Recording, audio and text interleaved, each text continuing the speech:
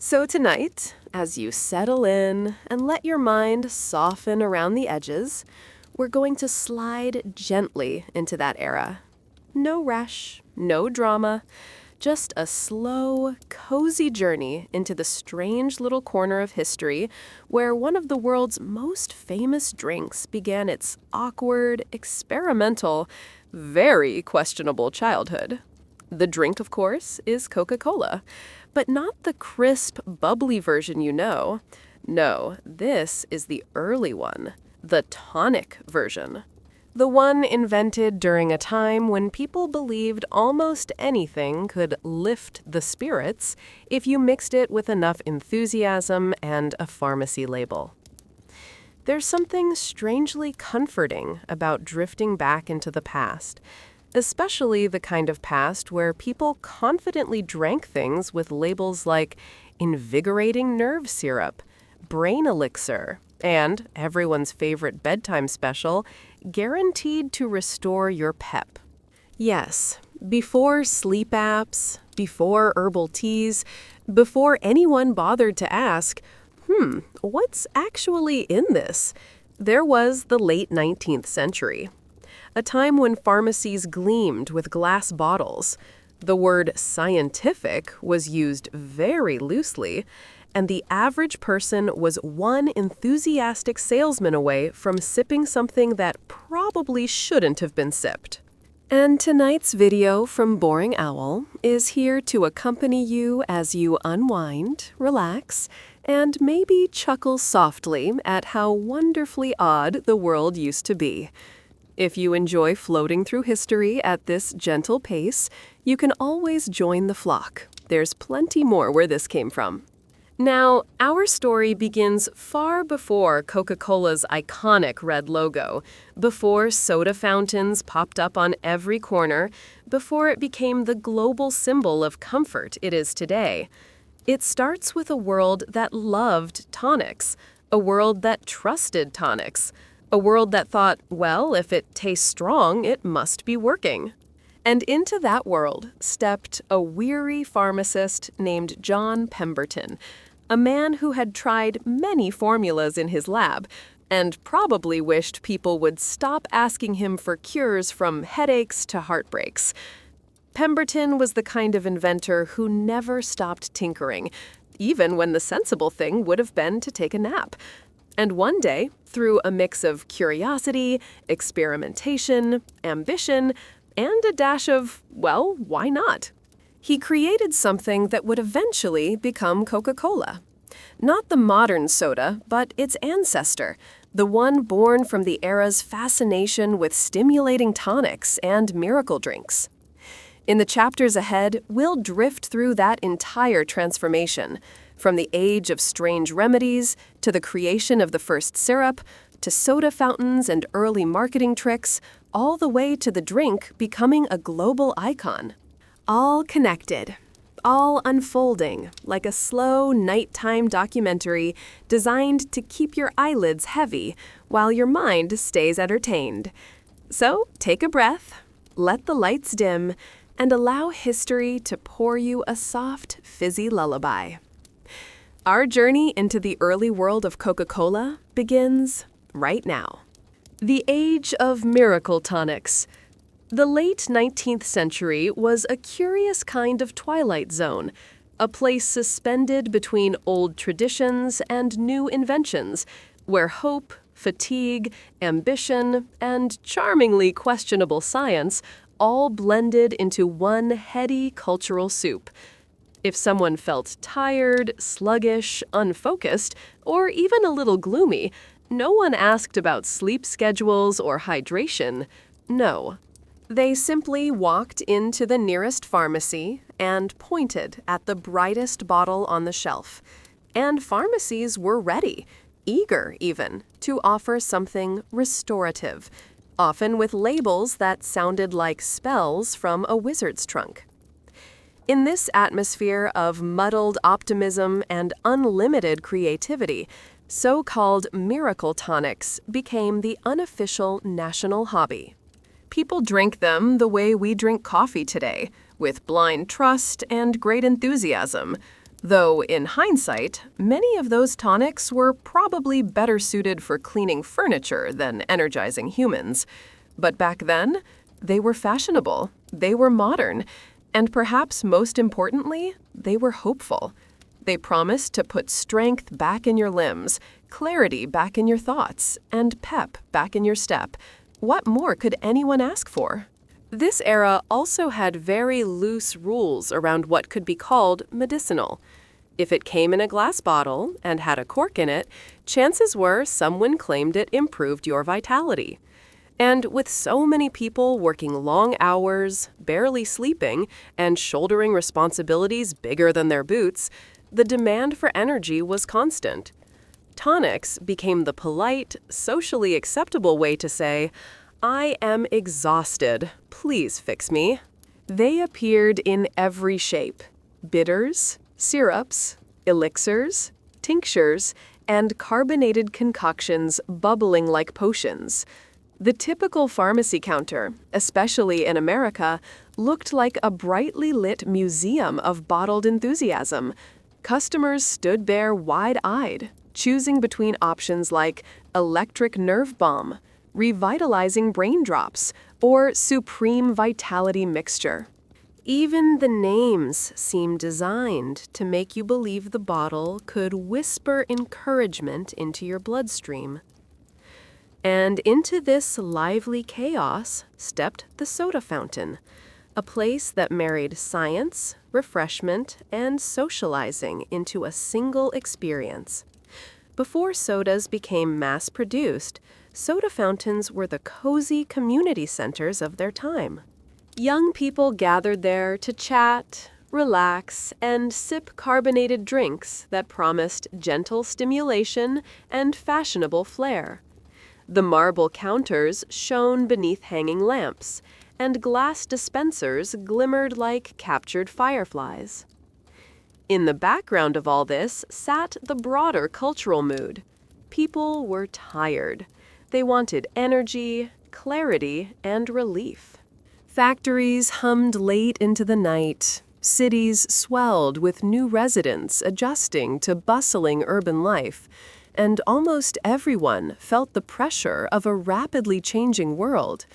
A little pick-me-up was not just appreciated, it was part of daily survival. And this demand for rejuvenation didn't discriminate. Farmers, office clerks, musicians, factory hands, housewives, traveling salesmen, they all wanted that little bottle of promised vitality. Whether or not the tonics worked as advertised is another matter entirely, but the belief in them was powerful. And belief, especially in those days, was enough to build entire industries. Pharmacists found themselves in an interesting position. They were respected figures, community anchors, and the closest thing many towns had to a modern wellness expert. And while some pharmacists genuinely tried to create remedies based on the scientific knowledge of the day, others treated their back rooms like flavor laboratories, mixing ingredients to create drinks that were both energizing and delicious. When customers praised a blend, that blend stayed. When customers frowned, the formula quietly disappeared and was never mentioned again. This mixture of ambition, creativity, and a touch of "let's see what happens" fueled the tonic craze, and it set the stage perfectly for what would soon arrive: a syrup that would begin its life as a modest, medicinal-style tonic before growing into something far larger than its creator could have ever imagined. But before this syrup could be born, before the fizzing glasses and the iconic brand, there was simply a world craving energy and novelty, a world primed for an invention that would define the next century. And somewhere in this bustling landscape of tonics and tinctures, in a small pharmacy laboratory cluttered with glassware and ambition, a tired pharmacist named John Pemberton was tinkering with his next big idea. He didn't know it yet, but he was about to create the starting point of a drink that would outlive him, outgrow its era, and become a global symbol. A drink that would someday sit in refrigerators across the world. A drink whose story begins right here, in an age of miracle tonics, soda fountains, and a population looking for a little help staying awake through life. And so, with the shelves lined, the bottles gleaming, and the world buzzing with curiosity and fatigue, the stage was set. The ingredients were ready. The cultural appetite was waiting. This was the moment before Coca-Cola begins. A deep breath before the first stir of the spoon. A quiet, expectant pause before invention. John Pemberton, the tired pharmacist with big ideas. John Pemberton did not look like the kind of man destined to create one of the most recognizable drinks in human history. He looked, instead, like someone who had spent too many nights awake in a small laboratory, surrounded by powders, glassware, and the kind of quiet determination that only shows up when a person believes, truly believes, that the right formula might finally make everything a little easier. He was a pharmacist by trade, an inventor by temperament, and a chronic tinkerer by habit. If an idea popped into his mind, it eventually popped into a bottle as well. His pharmacy was not particularly glamorous. It wasn't the kind of place where people whispered about innovation or pointed excitedly at the door as though a genius lived inside. It was just a pharmacy. Wooden shelves, the familiar scent of herbs, a few stubborn drawers that didn't quite close, and a workbench that groaned under the weight of experiments in progress. But in that modest space, Pemberton saw possibility. Each jar on the shelf whispered inspiration. Each spoonful of powder offered potential, and each failed attempt, while disappointing, seemed like a necessary stepping stone toward something better. He was, in many ways, the perfect man for his time. The late 1800s loved a good dreamer, especially one who could combine science, artistry, and just a pinch of showmanship. People trusted pharmacists. They relied on them not just for basic remedies, but for advice, comfort, and a reassuring voice in a world that was quickly shifting under everyone's feet. Industrialization, new technologies, long working hours, life was fast, even then, and Pemberton understood that people wanted relief, even if only for a moment. He was also, by nature, a bit restless. His mind moved in spirals, always circling new possibilities. If something could taste better, he'd try a dozen combinations until it did. If a tonic could be more refreshing, he'd adjust the proportions, add a new ingredient, or remove one that wasn't pulling its weight. His workbench was a battlefield of trial and error, mostly error, but every error taught him something. Every experiment refined his understanding. It didn't help that customers constantly asked for something to lift their energy, calm their nerves, or brighten their mood. A good pharmacist listened, and Pemberton listened with almost poetic patience. He noticed patterns. People were tired, stressed, overstimulated by rapidly growing cities, and worried about jobs and families. They weren't looking for miracles anymore. They were looking for something that made the day feel just a little easier. And so his mind wandered constantly toward ways he could help. Not in a heroic, world-changing way, but in a practical, daily life kind of way. One evening, as lamplight flickered across the glass bottles in his lab, Pemberton found himself staring at one particular ingredient that had been gaining popularity across Europe. People spoke about it with fascination, describing its energizing properties and its exotic origins.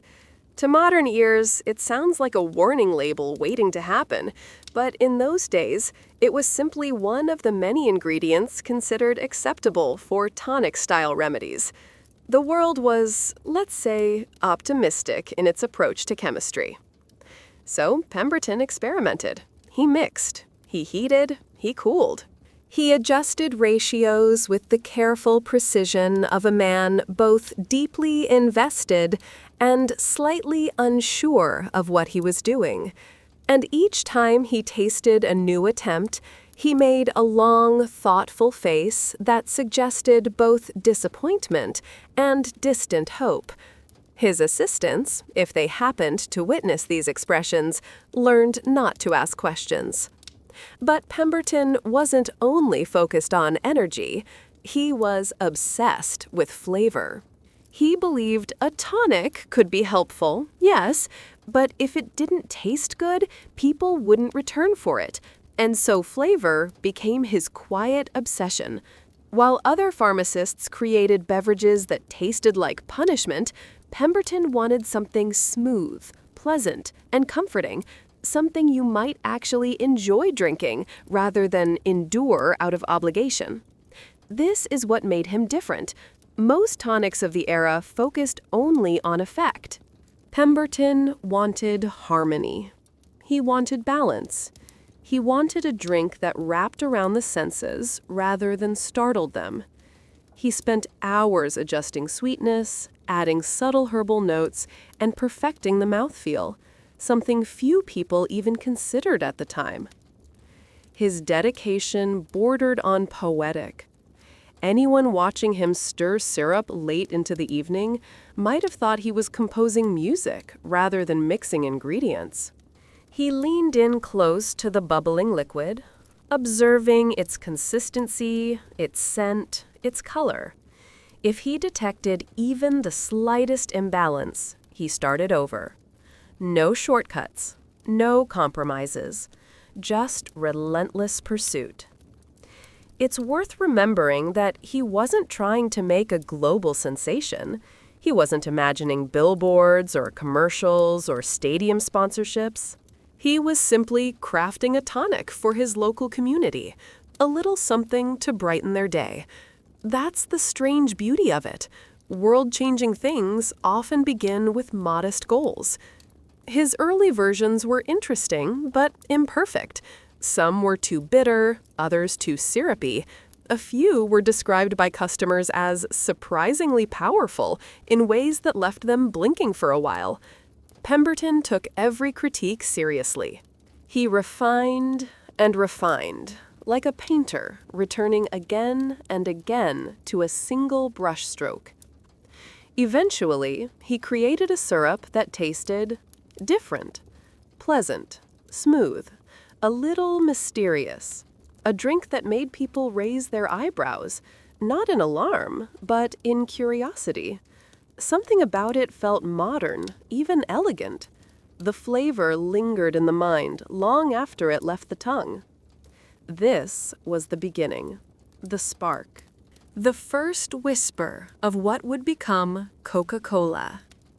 Pemberton didn't celebrate. He simply took a slow breath, stared thoughtfully into the mixture, and considered how it might be improved even more. But the foundation was there. The drink was born, not fully formed, but undeniably alive. And as the syrup cooled in its glass container, the world outside bustled on unaware. Shopkeepers closed their doors, families gathered around dinner tables. Street lamps flickered. Nobody knew that, in a small, quiet pharmacy, a pharmacist had just taken one of the first steps toward creating a beverage that would someday span continents. In the next chapter, that syrup will meet its perfect partner, carbonation, and soda fountains, those social, sparkling hubs, will bring it into the world. The first recipe, a tonic born of trial and error. The syrup sat on Pemberton's workbench like a small triumph, quiet, unassuming, but carrying the soft glow of something that felt right. Not perfect, not complete, but promising in a way that made him pause every time he walked past it. He would glance at the bottle the way an artist looks at a half-finished painting, wondering if inspiration would strike again, wondering if the next brushstroke would elevate it from interesting to remarkable. Outside his pharmacy, the world carried on as usual. Wagons rattled down the street. The smell of bread drifted from bakeries. People went about their ordinary routines, unaware that a syrup destined for bigger things was cooling behind a modest wooden door. But inside that cramped workspace, something had shifted. A formula existed now, something that tasted unusually pleasant for a tonic and had the kind of mild, lively sensation that made people feel awake without making them frown afterward. That alone was a rare achievement in the 1880s. Still, Pemberton understood that syrup alone wasn't enough. The tonics of the day were crowded onto shelves like eager contestants in a contest no one had fully explained. If he wanted his creation to stand out, it needed something extra, something that would give it presence, something that felt modern, refreshing, even a little luxurious. And fortunately, the perfect partner for his syrup already existed: carbonation. Carbonated water had been drifting into popularity for decades. People considered it fashionable, scientific, and pleasantly fizzy in a way that made an ordinary drink feel like it had been dressed up for a night out. Even better, carbonation was associated with cleanliness and purity. It was the kind of ingredient that made customers feel they were drinking something healthful, even if they weren't entirely sure why. Soda fountains had embraced carbonation wholeheartedly. They offered bubbling glasses of flavored beverages that shimmered in the light, and customers adored them. In an age without entertainment streaming through glowing screens, the soda fountain served as the local escape, a gentle, sparkling distraction. There was conversation, laughter, occasional gossip, and the soft hiss of carbonated water meeting flavored syrup. Pemberton saw this trend, and something clicked into place. A tonic could be helpful, yes. A syrup could be tasty. But combine it with carbonation? Now that was a drink that could stop someone in their tracks. It would be refreshing, modern, engaging. A drink that people would ask for by name. So he took his syrup to the soda fountain, a gleaming marble counter that stood at the heart of many pharmacies. The man behind the fountain, known as a soda jerk, though the term was far more affectionate than it sounds, watched curiously as Pemberton measured out the thick, amber liquid into a glass. It was always a delicate moment, introducing a new drink. A small crowd of regulars often looked on, weighing Pemberton's every move. People trusted him, but they also enjoyed being part of these tiny unveilings. It was their version of front row seats at a premiere. The soda jerk pulled a lever, releasing a stream of carbonated water that danced into the syrup, sending up small, enthusiastic bubbles.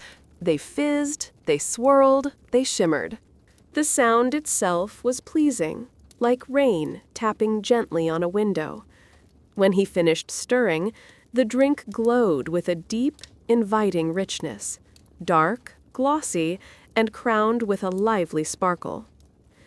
Pemberton studied the drink with a cautious optimism.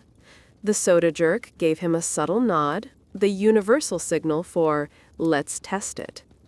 Pemberton lifted the glass, took a slow sip, and for the first time, he felt something shift.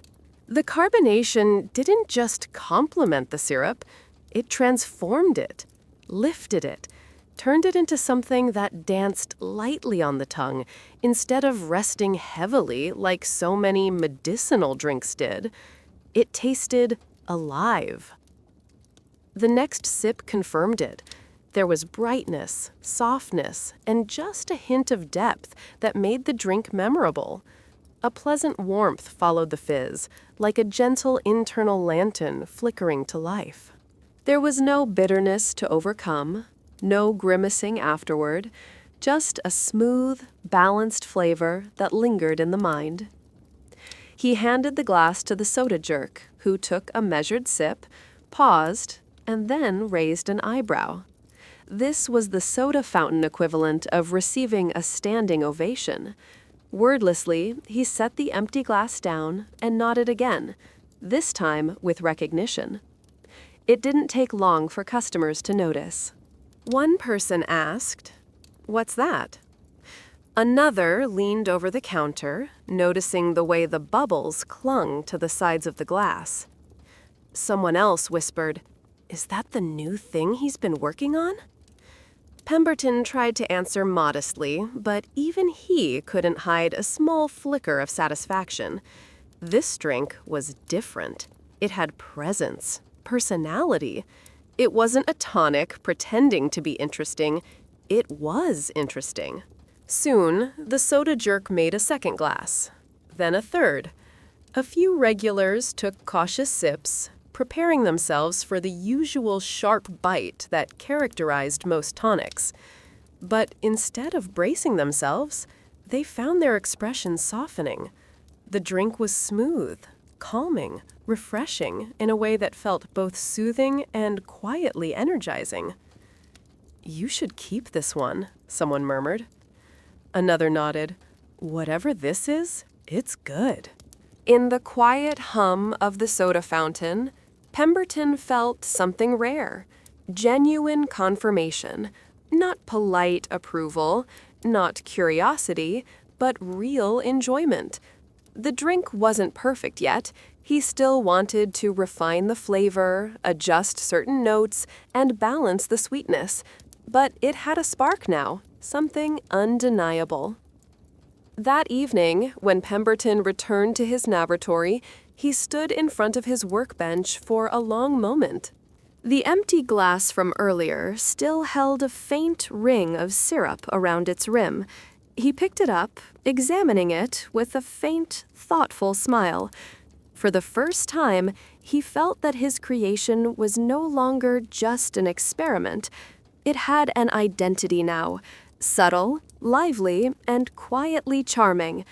But the creation of a drink is never only about taste. It's about timing, context, culture, and the feeling it creates. And the world around him was ready. People wanted something pleasant, something refreshing, something they could enjoy not as a remedy, but as a simple indulgence. As he refined the recipe over the following days, a pattern emerged. Customers began asking for the drink again. Some didn't even know its name yet. They simply referred to it as that new one, as though it already had a reserved seat at the soda fountain. And Pemberton, ever the perfectionist, kept adjusting the formula. He added a drop more of this, a splash less of that. The syrup deepened in character with each iteration. It became smoother, more balanced, more elegant. The carbonation enhanced every note, carrying the flavor upward like a soft, sparkling breeze. Soon, the drink had become what it was always meant to be, a refreshing tonic-style beverage with an unusually delightful flavor, and just enough liveliness to make people feel gently awakened, not jolted, just pleasantly lifted. He still didn't know what to call it. Names were tricky things. They had to capture personality without sounding ridiculous. They had to be memorable, and they had to reflect the drink's growing identity. But that would come later, with the arrival of someone who understood marketing better than Pemberton ever would. For now, in the small world of the soda fountain, his creation had found its first audience. A few customers here, a few whispers there, growing slowly like ripples spreading across still water. The foundation was set. The fizz had found its partner. The drink had found its voice. And in the gentle glow of the soda fountain lamps, Late into the evening, a small excitement stirred. Quiet, warm, and full of potential. The soda fountain revolution. The soda fountain had become something of a theater. Pemberton syrup, now sparkling with carbonation, drew a small but curious crowd. People leaning over marble counters, their eyes reflecting the gentle glow of hanging lamps. It was a place of quiet fascination, of small wonders, the sort of scene that could make a weary soul pause and feel that the world, at least for a moment, was a little brighter. Soda fountains, it turned out, were more than counters dispensing beverages. They were stages for discovery, hubs of social exchange, and the subtle intersection where a simple drink could touch a small, unassuming part of culture. People were discovering, sometimes without fully realizing it, that a beverage could be enjoyable and invigorating at the same time. This was not medicine masquerading as refreshment, nor was it a tonic asking for blind trust. It was a gentle compromise, a little sweetness, a little fizz, a little intrigue, enough to make someone linger at the counter a few moments longer. And in a world moving as quickly as it did, even these small pauses were treasured. By the time word of Pemberton's drink spread beyond the immediate pharmacy, a pattern had emerged. The first people to try it were careful observers, polite experimenters, skeptical enough to appreciate the refinement, but curious enough to sip slowly. And as these early tasters praised it, some quietly, some with soft exclamations of delight, the drink began to gather subtle momentum. A soda fountain, after all, was a social hub. Whispers traveled easily, recommendations passed from one customer to another, like a secret folded neatly between hands. And suddenly, Pemberton's little creation was no longer merely a tonic. It had become a quiet phenomenon. The appeal of carbonation was, of course, central. The effervescence, the tiny bubbles that seemed to dance upward and pop against the lips, created a sensory experience that transformed a simple syrup into something alive. There was a rhythm to it, a gentle cadence that seemed to harmonize with the everyday pace of life. For a few moments, a customer could feel a sense of calm energy, a minor lift, as if the soda itself had inhaled the fatigue and exhaled a soft clarity. And clarity, in the late 19th century, was as sought after as any cure or tonic. People craved mental freshness as much as physical alertness, though they often didn't phrase it that way. Pemberton observed all of this quietly, as he always did. He was meticulous in his attention, not only to the taste and quality of his syrup, but to the reactions it elicited. There was a subtle choreography in play. The soda jerk measured precisely, the glass caught the light, the carbonation rose in steady spirals, and the customer sipped with a blend of curiosity and delight. Observing this, Pemberton began to understand that the drink's success depended as much on the ritual as the ingredients. A good tonic could be taken in silence. A remarkable beverage invited participation, however small. And participation was growing. The soda fountain, modest though it was, became a quiet community center. Neighbors exchanged greetings, young people lingered in corners with soft laughter, and the occasional traveler paused to watch the bubbles rise and disappear. People lingered longer than they had in years, letting the moment stretch into a gentle rhythm. The drink, simple as it was, seemed to create a sense of shared experience. Each sip became a quiet acknowledgement. We are here, in this moment, alive, and perhaps a little uplifted. Meanwhile, Pemberton continued refining the recipe. Taste alone was not enough. Balance was critical. He adjusted syrup proportions, tested variations of flavor, and experimented with carbonation levels. There was a harmony he sought, a subtle equilibrium that made the drink both refreshing and comforting. He wanted it to feel familiar, yet slightly intriguing, like a book you return to and notice something new each time.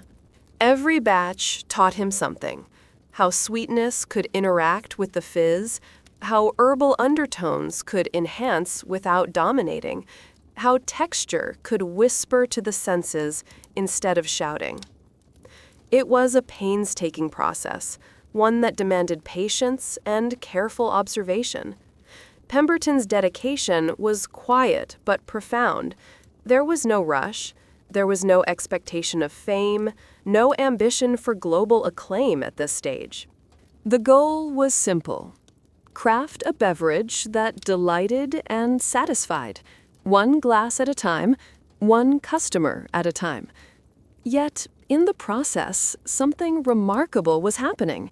The drink began to shape the environment around it. The soda fountain became a place where anticipation hung gently in the air, where simple pleasures, conversation, observation, and a perfectly balanced sip created a sense of ease. The syrup and carbonation were no longer just ingredients. They were catalysts for social connection. People, as they do, responded intuitively.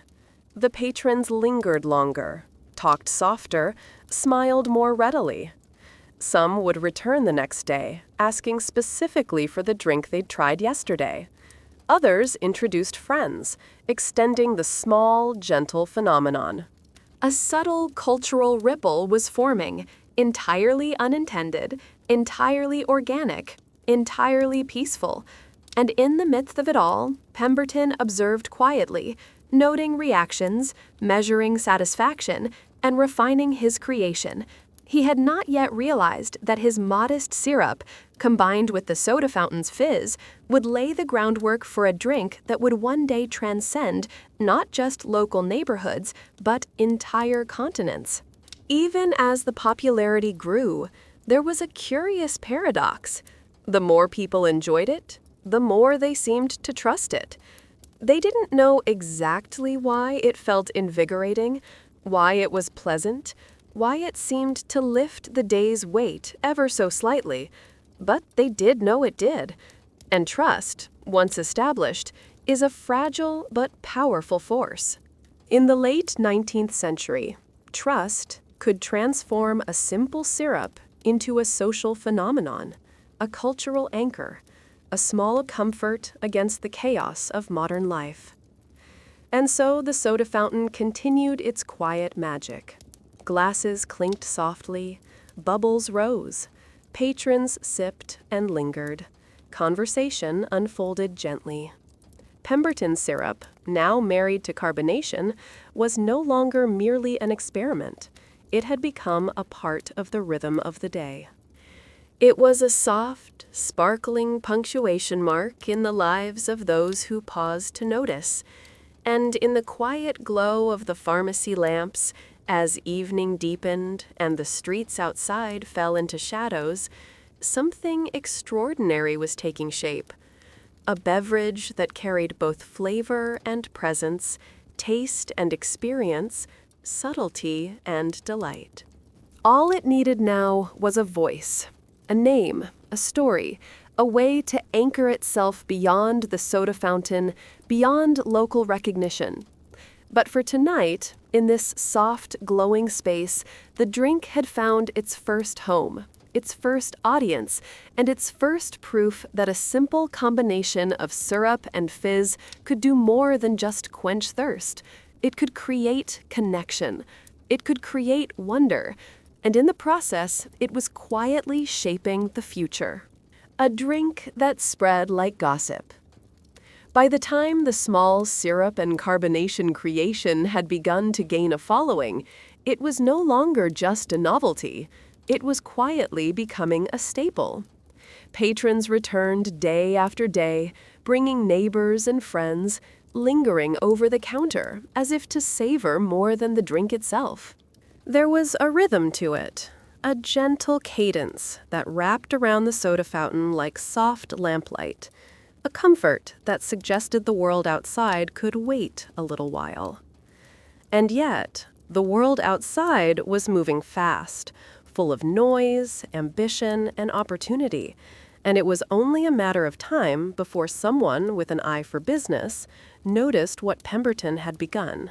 That someone was Asa Candler, a man who approached life and commerce with meticulous precision and a keen sense for opportunity. Unlike Pemberton, whose focus was the creation itself, Candler understood the world beyond the soda fountain. He saw not only the beverage, but the story it could tell, the reach it could achieve, and the potential to transform a modest tonic into something larger, something that could resonate beyond a single street corner. He approached the syrup as a marketer, a strategist, someone who could take an idea and turn it into a brand. Candler's arrival in the story did not feel dramatic at first. There were no sweeping gestures, no triumphant entrances. He simply noticed, observed, and quietly began to position himself. He understood that taste alone would not secure longevity. A drink needed identity, presence, and a way to be remembered. And so, as Pemberton continued refining his syrup and soda fountains became more popular, Candler began thinking about names, advertising, and distribution. He was laying the groundwork for a transformation that would eventually take the beverage far beyond its humble beginnings. Marketing, in those days, was a delicate art. It was less about flashy billboards and television spots and more about subtle persuasion, repeated exposure, and the creation of trust. Handbills, newspaper ads, and small-scale promotions allowed ideas to ripple through communities. Word of mouth was equally important, sometimes more so. Candler understood that people were already enjoying the beverage, that curiosity had been sparked, but that curiosity needed direction. A story, a promise, a sense of reliability. These were the tools he employed, quietly but effectively. Early campaigns were simple yet effective. Advertisements spoke to the drink's qualities without exaggeration: refreshing, balanced, pleasant, a tonic for the day.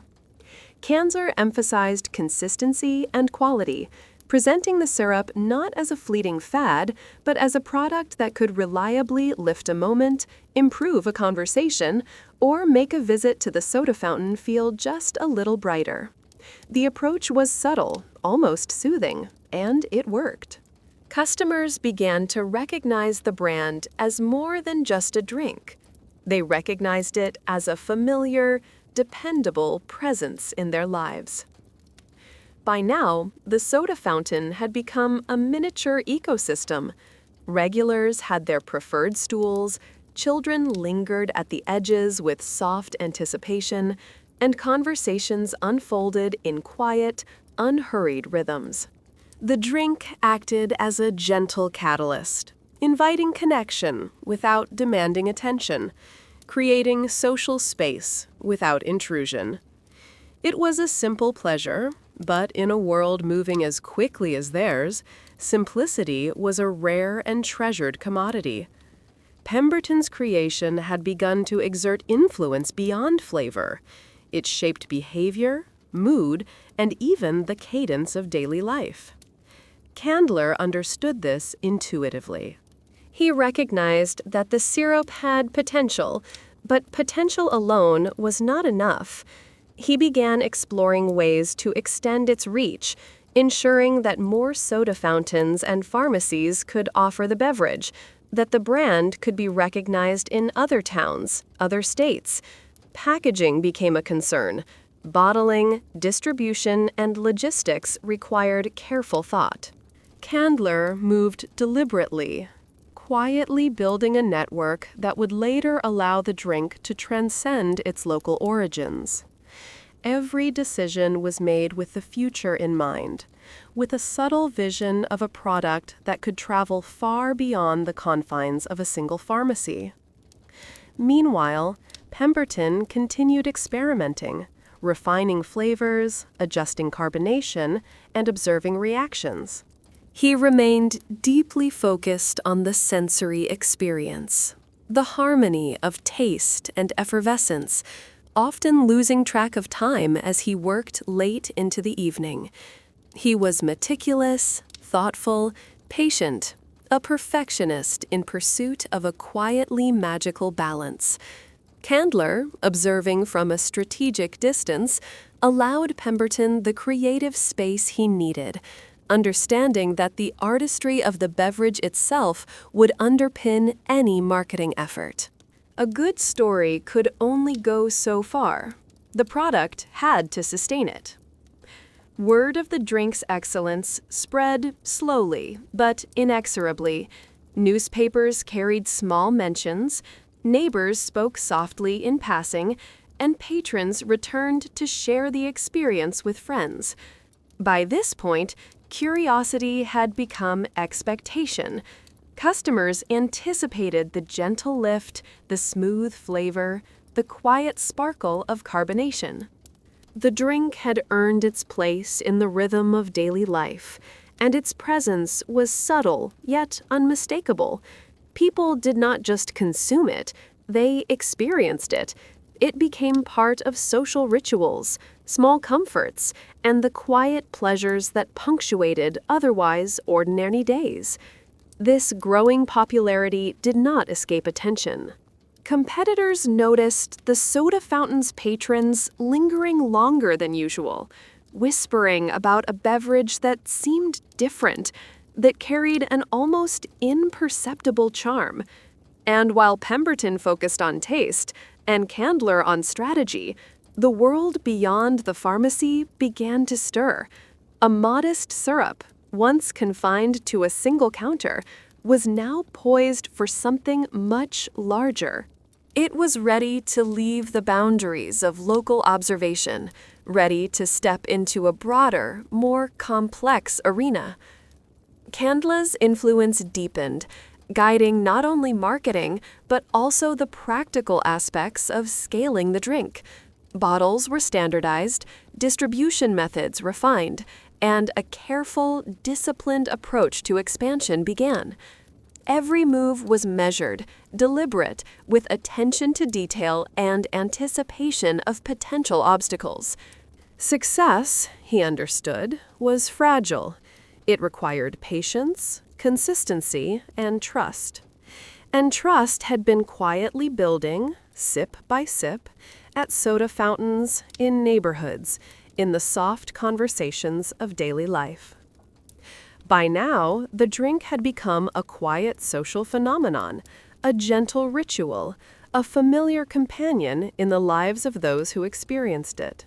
The combination of syrup, carbonation, and careful refinement had created something more than flavor.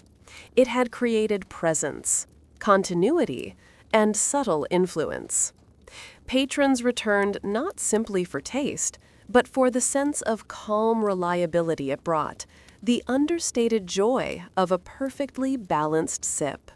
In the gentle glow of the fountain lights, surrounded by soft conversation and quiet anticipation, the beverage had claimed a modest but enduring place in everyday life.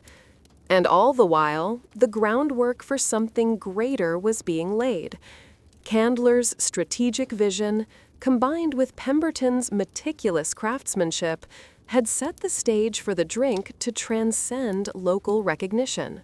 What began as a simple tonic experiment was evolving into a cultural presence, poised to extend its reach across towns, states, and eventually the nation. In those early, quiet days, no one could have fully imagined the scale it would one day achieve. But in the subtle rhythms of the soda fountain, in the soft murmurs of satisfied patrons, the promise of greatness had already begun to whisper. Asa Candler, The marketing wizard. Asa Candler's influence on the little syrup and soda creation was quiet but profound. While Pemberton had spent countless hours perfecting taste, carbonation, and balance, Candler's mind worked differently, strategically, expansively, and with a keen sense of timing. He understood that a good drink alone would not secure a place in the wider world. The beverage needed identity, visibility, and a way to enter people's consciousness beyond a single counter. It needed to become familiar, memorable, and, above all, trusted. Candler's first step was marketing, though marketing in the 1880s looked very different from what we imagine today. There were no neon signs, no billboards looming over highways, no social media platforms to spread influence instantly. Success relied on subtlety, repetition, and a sense of credibility. He employed a mix of newspaper advertisements, flyers, and word-of-mouth endorsements. The language was calm, understated, and reassuring, emphasizing refreshment, reliability, and the gentle stimulation that set the drink apart from ordinary beverages. Candler did not overpromise. He simply framed the syrup as something worth returning to, day after day. Trust, he knew, was fragile but powerful. People were naturally cautious of novelty, especially when it involved ingesting unfamiliar concoctions. But Candler also understood human curiosity. A gentle nudge, a soft suggestion, or a visible sign of popularity could tip the scales. Soda fountains were ideal for this. They were public spaces where patrons observed one another, where familiarity could breed confidence. If a drink seemed popular, if neighbors ordered it repeatedly, others would follow. Social proof was subtle but effective, and Candler applied it with care. Alongside marketing, Candler began to systematize distribution. The syrup, once limited to a single pharmacy, needed a methodical way to reach more locations. He devised standard measurements, ensuring that the beverage would taste consistent across different fountains. Consistency was crucial. Even a minor variation could undermine trust. By creating uniformity, Candler laid the foundation for a product that could scale, building confidence that no matter where someone tried it, the experience would remain familiar and satisfying. Meanwhile, Pemberton continued to refine the recipe itself. He was meticulous, adjusting sweetness, carbonation, and subtle flavor notes to achieve a harmonious balance. He had learned that a remarkable beverage was about more than taste. It was about sensation, timing, and ritual. The fizz needed to lift without overwhelming. The syrup needed to linger without cloying. The drink needed to feel alive, yet comforting. A paradox achieved only through patience and repeated trial. Together, Pemberton's craftsmanship and Candler's strategy were forming a complementary partnership. One focused on quality, the other on reach, both essential for lasting impact. Candler also recognized the importance of presentation. The marble soda fountains, gleaming glass dispensers, and careful pouring were part of the experience.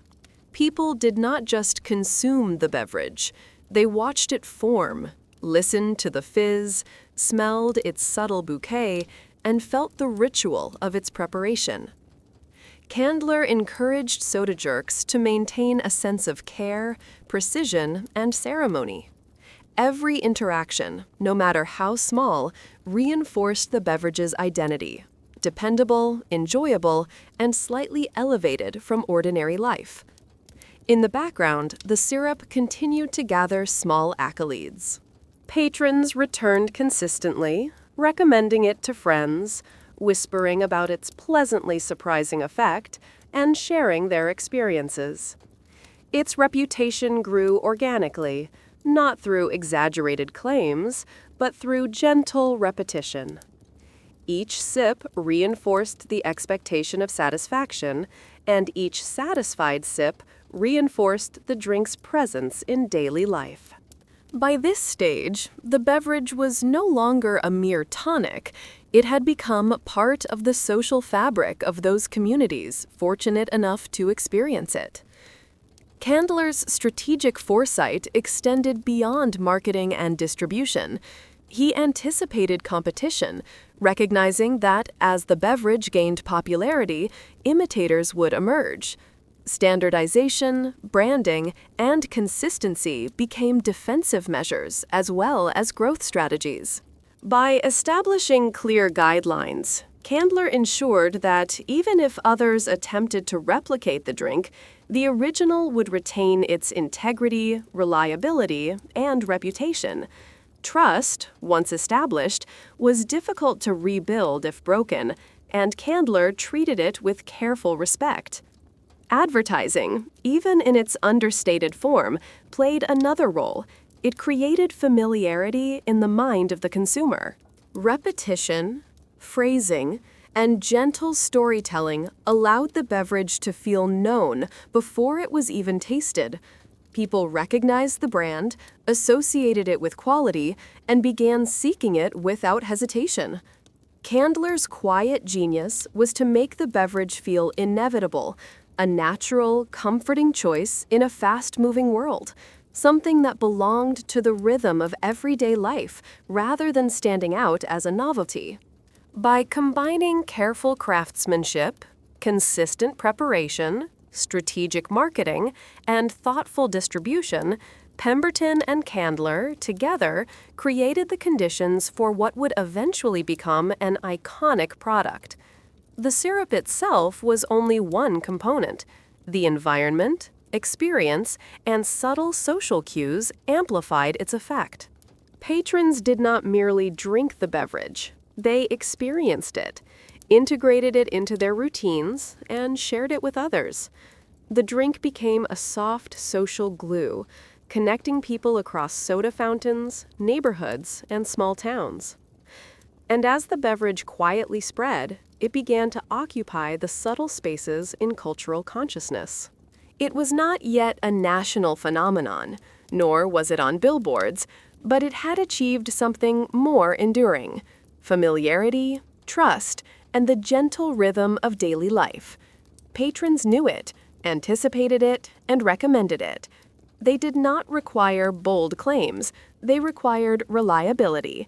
And the beverage, through the combined effort of meticulous creation and strategic vision, delivered exactly that. The partnership of Pemberton and Candler illustrates a timeless principle.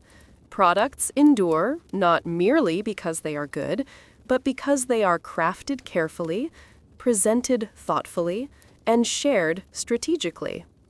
The syrup had begun as an experiment, but under careful stewardship, it became something that resonated quietly but profoundly with those who experienced it.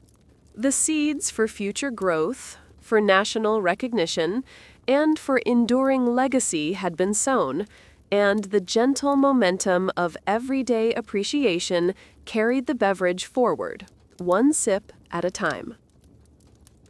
The rising controversy. By the early 1890s, Pemberton syrup had quietly evolved from a local curiosity into a recognizable presence in the soft hum of daily life. Soda fountains carried it proudly, and patrons no longer merely sampled it, they returned for it, sometimes without fully realizing why. The beverage had begun to occupy a subtle, almost ritualistic place in the routines of its drinkers, a gentle companion in moments of leisure, reflection, and social connection. Its appeal was understated but persistent. The perfect balance of sweetness, herbal depth, and carbonation made it both refreshing and comforting, a paradox that few beverages had ever achieved. The growth of the beverage was aided by the character of the era itself. America in the 1890s was bustling, expanding, and restless. Cities swelled with new arrivals, factories hummed day and night, and people sought ways to punctuate their long, often exhausting days with small pleasures. Soda fountains, previously a novelty, had become important social spaces. They offered not only refreshment, but an opportunity to pause, observe, and enjoy a sense of community. Within this context, the syrup found its perfect environment. Its subtle charm complemented the rhythm of life, creating a sense of stability and comfort amid a rapidly changing world. As word of the drink spread beyond its immediate neighborhood, Candler's strategic instincts came to the forefront. He understood that mere popularity was fragile. A product could be delightful and still fail without careful positioning and consistent quality. He invested in standardization, ensuring that the syrup tasted the same whether it was poured at a pharmacy in Atlanta or in a soda fountain across town. Bottling methods were refined, labels were carefully designed, and protocols for preparation were established. Each step reinforced the sense of reliability that was becoming central to the beverage's identity. Candler also recognized the importance of subtle storytelling. Early advertising, while understated, emphasized themes that resonated with consumers: refreshment, balance, and gentle invigoration.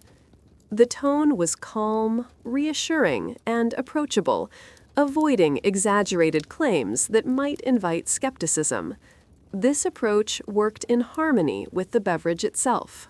Patrons had already experienced the quality and consistency firsthand, and the advertising simply reinforced what they had already learned through taste and routine. Familiarity and trust, rather than spectacle, became the foundation for growing influence. Meanwhile, Pemberton remained devoted to perfecting the recipe. His adjustments were incremental but significant, honing subtle notes of flavor that made the syrup feel both modern and comforting. The carbonation, too, was refined, ensuring that the effervescence carried the taste smoothly across the palate without overwhelming it. The combination of syrup and bubbles had achieved a gentle alchemy, creating a drink that was both stimulating and soothing, a delicate balance that resonated deeply with patrons. As distribution expanded, the beverage began to reach audiences who had never visited Pemberton's original pharmacy. It appeared in soda fountains, drugstores, and small cafes, its presence subtle but consistent. Consumers quickly recognized the familiar taste, the soft sparkle, and the gentle, uplifting effect. This recognition fostered loyalty, not merely because of novelty, but because the drink had become a reliable, comforting element in their daily lives. Patrons associated it with pleasure, moderation, and a small but perceptible sense of well-being. The soda fountain experience itself remained central to the drink's appeal. The ritual of preparation, the measured pour, the swirling of syrup into carbonated water, the rising bubbles, the subtle hiss as gas escaped, added a sensory dimension that transcended flavor alone. Customers were not just drinking, they were participating in a small performance, an understated ceremony that engaged sight, sound, smell, and taste.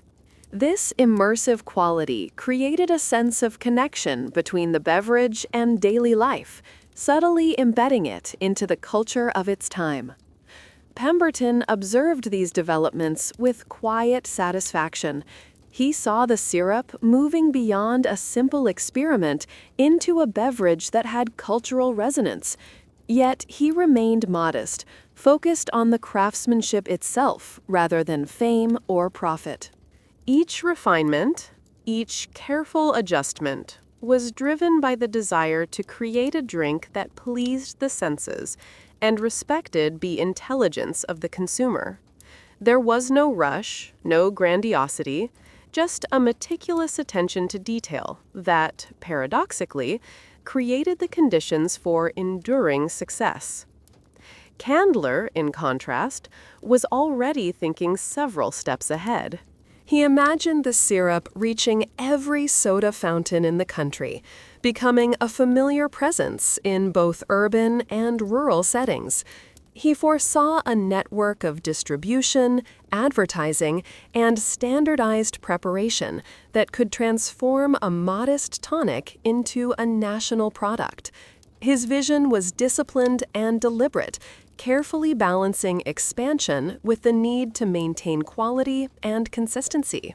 He recognized that every new location, every new consumer interaction was an opportunity to reinforce trust and reliability. Competition, of course, was inevitable. As the beverage's reputation grew, other entrepreneurs sought to imitate its success, creating similar syrups and drinks that promised refreshment and invigoration. Candler anticipated this, reinforcing branding, maintaining strict quality control, and ensuring that the original beverage remained distinct in taste and presentation. He understood that the market was not only about flavor, but about perception, consumers' recognition of consistency, reliability, and subtle social proof. Through all of this, the syrup continued to evolve. Pemberton experimented with new flavor notes, fine-tuned carbonation, and adjusted sweetness to maintain balance. He observed consumers' reactions, noting subtle preferences and behaviors, refining the beverage incrementally. Each interaction, each taste, each sip contributed to a growing understanding of how the drink fit into daily life, how it could enhance moments of leisure, conversation, and reflection. By the end of the decade, the beverage had achieved something remarkable. It was no longer merely a local tonic or a soda fountain curiosity. It had become a subtle cultural presence. Patrons recognized it, anticipated it, and integrated it into daily routines. The combination of taste, carbonation, and ritual had created an experience that transcended flavor alone, embedding the drink into the rhythms of ordinary life.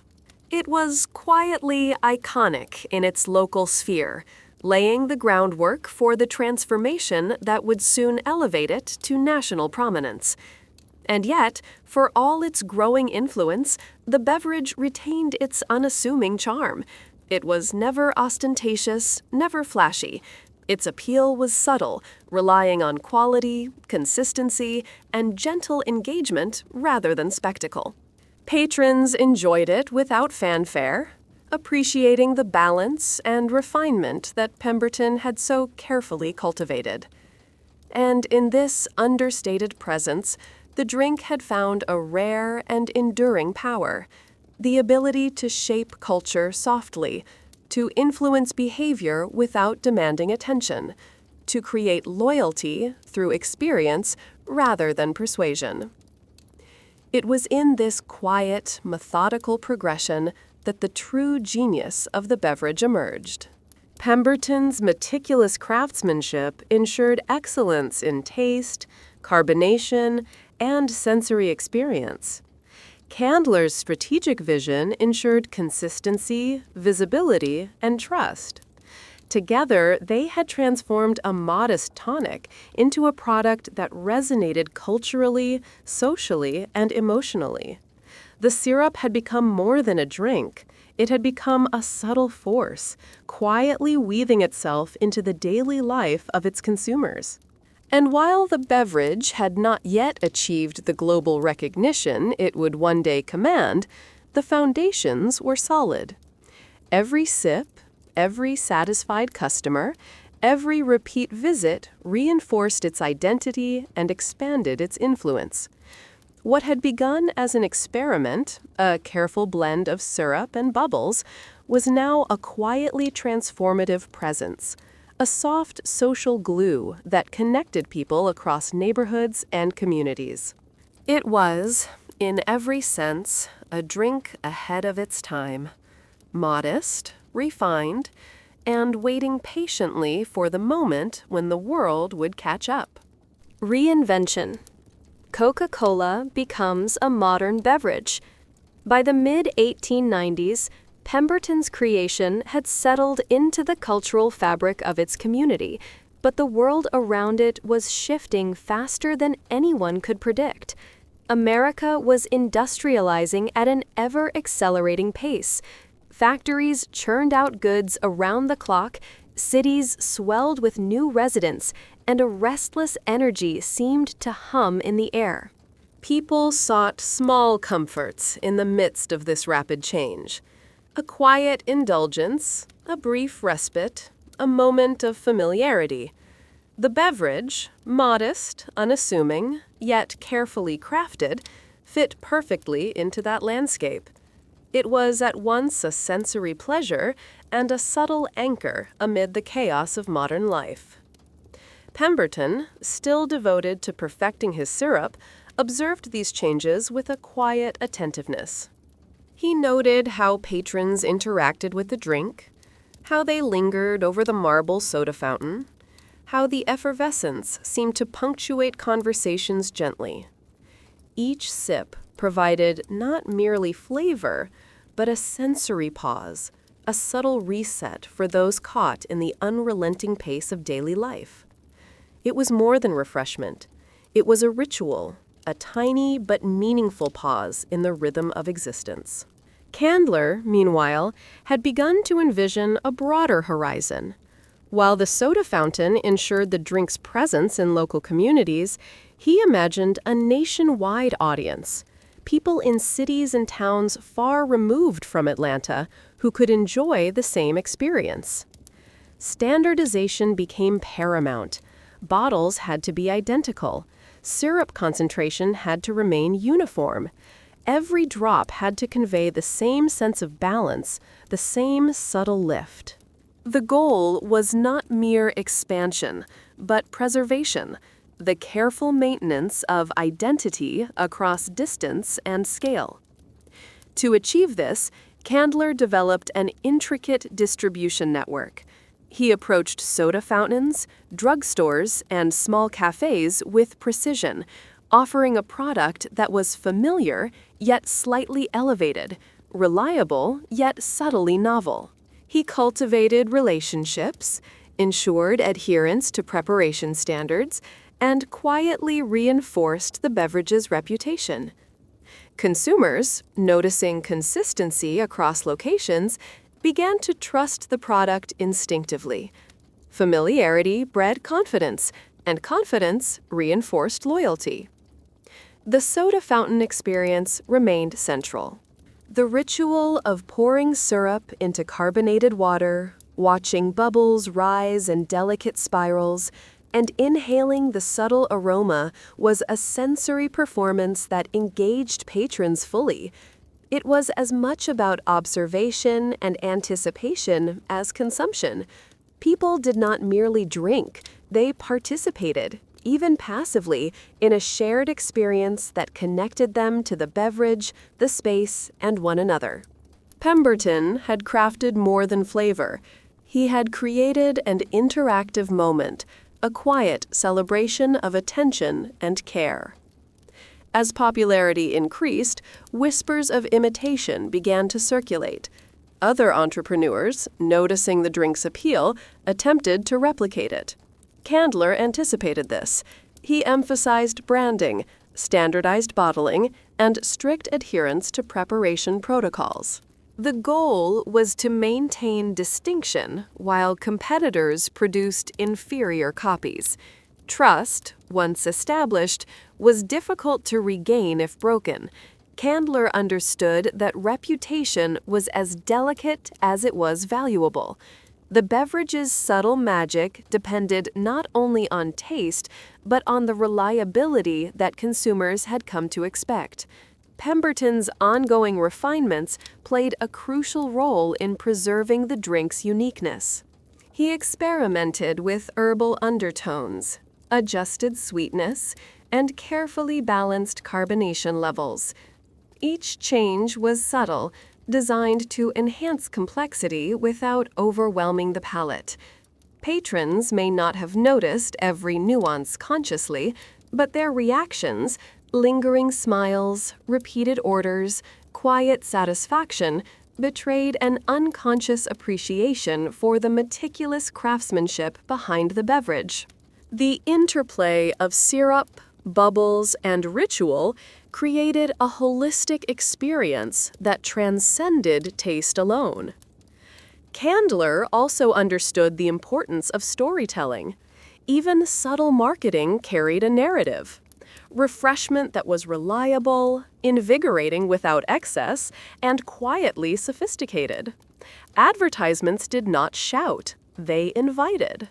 They framed the beverage as an unassuming companion in the daily rhythms of life, a modest pleasure with tangible benefits. Repetition, careful phrasing, and consistent messaging reinforced both familiarity and desirability. Patrons were subtly guided to recognize the product as a reliable and enjoyable choice without feeling coerced, a delicate balance of persuasion and trust building. By this point, the beverage had achieved a soft cultural prominence. Patrons did not merely enjoy the flavor, they recognized the ritual, the consistency, and the subtle sophistication it brought to their daily routines. The soda fountain became a space of anticipation and gentle social interaction. Conversations unfolded more slowly, smiles lingered longer, and the small act of drinking became a quietly immersive experience. The drink, modest in appearance but precise in execution, had quietly shaped behavior and mood in ways few other products had managed to accomplish. Expansion continued cautiously but deliberately. Candler extended distribution to neighboring towns, ensuring that the product retained its identity across locations. Each new partnership reinforced preparation standards, emphasizing consistency and quality. Patrons in distant cities could rely on the beverage feeling exactly as it did in Atlanta, with the same balance, subtlety, and effervescence. This uniformity became a hallmark, differentiating it from competitors who could mimic flavor, but not the entire sensory experience. Meanwhile, Pemberton remained devoted to the artistry of creation. Late nights in his laboratory, the soft glow of gas lamps illuminating bottles and glassware, he adjusted and refined, tasting thoughtfully, observing bubbles, and considering every minor detail. He approached the craft as both a science and an art, understanding that perfection was not a singular achievement, but a continuous pursuit. Each iteration brought the beverage closer to an ideal balance that was both sensory and emotional, engaging patrons' taste, sight, smell, and subtle expectations. Even as the beverage spread and gained recognition, it retained a quiet charm. It was not loud, flashy, or ostentatious. Its appeal was understated, relying on precision, consistency, and subtle sensory engagement. Patrons returned not for spectacle, but for the assurance of experience, the knowledge that each sip would deliver balance, refreshment, and a gentle lift. This reliability, cultivated through meticulous preparation and strategic distribution, became central to the beverage's enduring influence. By the end of this period, the syrup had evolved into something remarkable. It had grown from a local tonic to a culturally integrated experience, recognized and valued by patrons across multiple communities. Its combination of taste, ritual, and subtle social influence created a quiet power, embedding the beverage into daily life without drawing overt attention. It was a presence that shaped behavior, mood, and social interaction in ways that felt natural, comforting, and enduring. And as Candler quietly expanded the network and Pemberton refined the craft, the foundation was set for an even greater transformation. The syrup, once a modest experiment, was now prepared to become a national presence. Patrons' familiarity, trust, and quiet loyalty provided fertile ground for broader recognition. The beverage had become more than a drink. It had become a subtle cultural touchstone, a sensory companion to the rhythms of ordinary life, and a quietly persuasive force shaping taste, habit, and expectation. The birth of a global icon. As the 1890s drew to a close, the beverage had begun to assume a presence that transcended mere refreshment. Patrons no longer merely consumed it. They anticipated it, recognized it, and subtly relied on its presence as part of their daily routine. The soda fountain, once a minor corner of the pharmacy, had become a stage for social interaction, observation, and quiet indulgence. People lingered longer than necessary, sipping carefully, watching the bubbles rise and dissipate, feeling the gentle lift of carbonation against the tongue. The drink had grown beyond a tonic.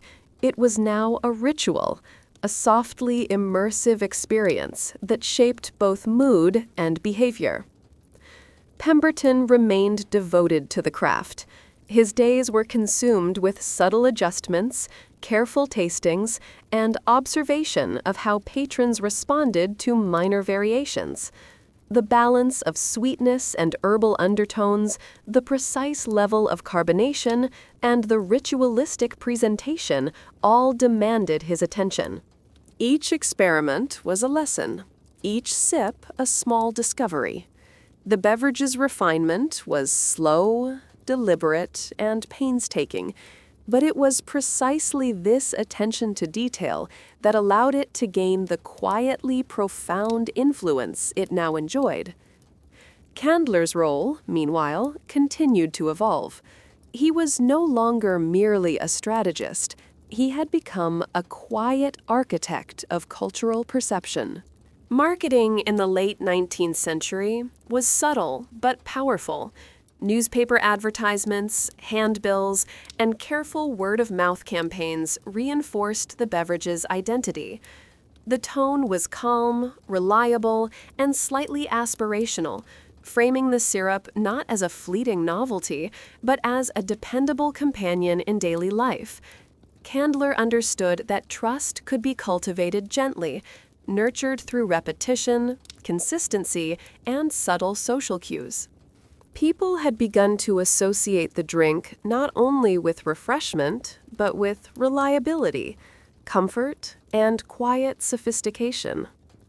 Expansion into new towns required careful planning.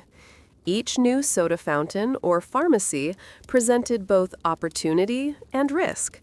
The beverage had to taste the same, be prepared consistently, and maintain the understated charm that patrons had come to expect. Candler developed protocols for preparation, bottling, and distribution, ensuring uniformity without sacrificing the subtle quality that distinguished the syrup from imitators. Even a slight deviation in flavor or presentation could erode trust, and Candler treated every detail with meticulous care. The soft ritual of consumption was central to its appeal. Patrons watched as syrup met carbonated water, bubbles spiraled upward, and the beverage shimmered in the light. They inhaled its faint aroma, noted the gentle hiss of effervescence, and felt the cool liquid slide across their tongue. The experience engaged multiple senses simultaneously, creating an immersive pleasure that went beyond simple flavor. The beverage had become a quiet performance, a small ceremony repeated daily in countless communities, reinforcing both social bonds and individual satisfaction. Pemberton's adjustments were subtle but meaningful. He experimented with flavor undertones, balancing sweetness and complexity to achieve a harmonious profile. Carbonation was calibrated to lift the syrup without overwhelming it, creating a sensation that was simultaneously stimulating and comforting. Each iteration reinforced the beverage's consistency, ensuring that patrons could anticipate a familiar and pleasing experience with every sip. This meticulous approach underpinned the soft cultural presence the drink had achieved. The beverage's influence extended beyond taste. It shaped behavior, social interaction, and mood in quiet but measurable ways. Patrons lingered at counters longer than before, conversations unfolded more slowly, and small moments of pleasure punctuated otherwise ordinary routines. The drink became part of daily life, a gentle presence that fostered both connection and personal comfort. Its impact was subtle yet persistent, a testament to the power of careful craftsmanship and thoughtful presentation. As Candler expanded distribution, he also anticipated competition. Other entrepreneurs sought to replicate the beverage's success, creating similar syrups or attempting to mimic the sensory experience. Candler reinforced branding, standardized protocols, and emphasized quality, ensuring that the original syrup retained distinction and credibility. Trust, once established, was difficult to rebuild if compromised. Maintaining consistency across locations became a strategic imperative. The combination of reliability, subtle marketing, and careful preparation created a protective moat around the beverage's identity. Advertising, though understated, played a crucial role. Newspapers and handbills framed the drink as refreshingly reliable, subtly sophisticated, and gently invigorating.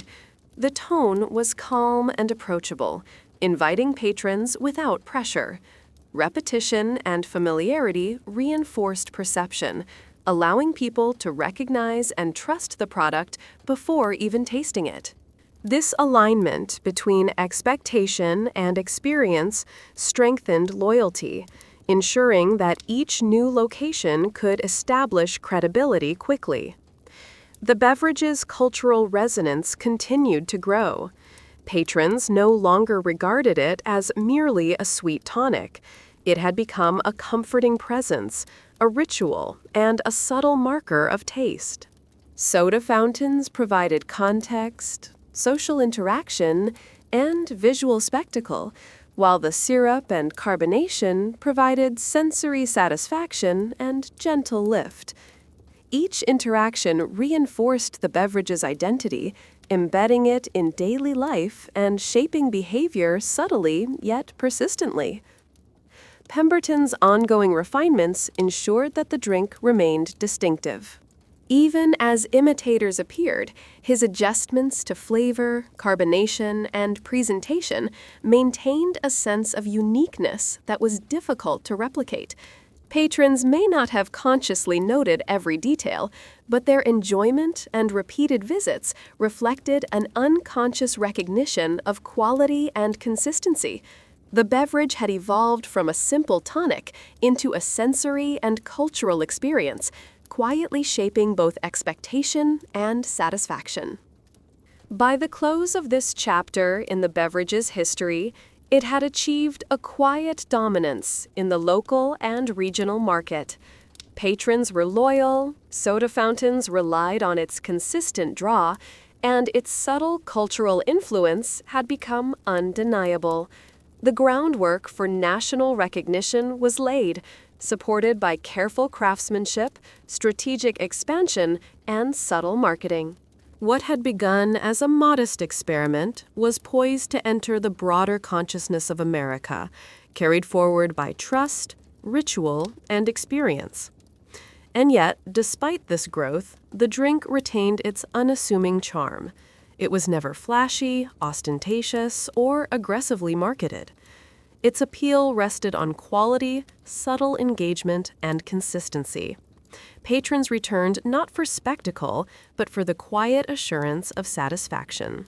The beverage had become more than flavor. It had become a companion, a ritual, a familiar presence that subtly shaped social interaction and personal enjoyment. It was, in every sense, quietly powerful. How Coca-Cola conquered pop culture. By the turn of the century, the beverage had quietly become more than a local curiosity. It had begun to claim a subtle cultural presence. Patrons no longer simply tasted it, they anticipated it, recognized it, and wove it into the rhythm of daily life. Soda fountains, which once served primarily as a novelty, now functioned as small theaters of social engagement. The gentle hiss of carbonation, the rising bubbles in a glass, the soft aroma of syrup, all of it created an atmosphere that was both immersive and comforting. People lingered, watching, sipping, and subtly participating in a ritual that, while modest in appearance, held the power to shape the mundane into something quietly delightful. Pemberton, though now aging and increasingly concerned with his health, remained devoted to the craft. He observed the reactions of patrons with meticulous care, noting how subtle variations in flavor, sweetness, or carbonation affected both consumption and mood. The beverage's magic, he understood, lay not only in its ingredients, but in its interaction with those who drank it. It was an experience, a moment of quiet engagement in a world that was otherwise fast, chaotic, and often unyielding. Every refinement, every careful adjustment contributed to a subtle alchemy that elevated the ordinary into something unexpectedly soothing. Candler, with his eye for strategy and expansion, was already planning the next phase. Local success was gratifying but limited. He envisioned a national presence, a beverage recognized across cities and towns, a staple of soda fountains far beyond its humble origins. Distribution needed to be precise, reliable, and replicable. Bottles had to convey consistency, the syrup had to maintain flavor fidelity, and preparation protocols had to be followed meticulously at each new location. The goal was simple in concept, but challenging in execution. Ensure that every patron, regardless of geography, could experience the drink as it was intended. The careful choreography of the soda fountain experience remained essential. Patrons watched as syrup met carbonated water, listened to the delicate hiss of effervescence, and inhaled the faint, sweet aroma that suggested both refreshment and subtle stimulation. It was a sensory performance as much as it was a consumption of liquid. Observation, anticipation, and enjoyment worked in concert to create a moment of quiet immersion, an experience that extended beyond taste to engage sight, sound, and subtle tactile awareness. This multi-dimensional engagement was, in many ways, the beverage's greatest strength. It transformed a simple drink into a shared sensory ritual. Competition, though subtle, was inevitable. As the beverage gained notoriety, imitators began to appear. Others sought to replicate its taste, its presentation, and its quiet cultural resonance. Candler anticipated this. implementing branding strategies, standardization, and quality control measures designed to protect both identity and reputation. Even minor deviations in flavor or presentation could erode trust, and maintaining uniformity became a central pillar of the strategy. The drink's uniqueness relied not merely on its formulation, but on its consistent delivery and subtle ritual of consumption. Pemberton's work was far from complete. He continued to adjust flavor balances, refine carbonation, and experiment with the faintest nuances of herbal undertones. The goal was not to create something flashy or exotic, but to achieve harmony, a beverage that comforted and delighted simultaneously. The syrup and carbonation had to feel alive, yet soothing, stimulating, yet calming. Patrons might not articulate these qualities explicitly, but their responses, repeated visits, lingering at the counter, quiet expressions of satisfaction, revealed an unconscious appreciation of meticulous craftsmanship. Marketing during this era emphasized subtle persuasion over bold spectacle. Advertisements highlighted the drink's refreshing nature, its gentle stimulation, and its reliability. The messaging suggested sophistication without arrogance, comfort without complacency. Patrons were guided toward trust and recognition rather than coerced by hype. Familiarity became a soft, persuasive force.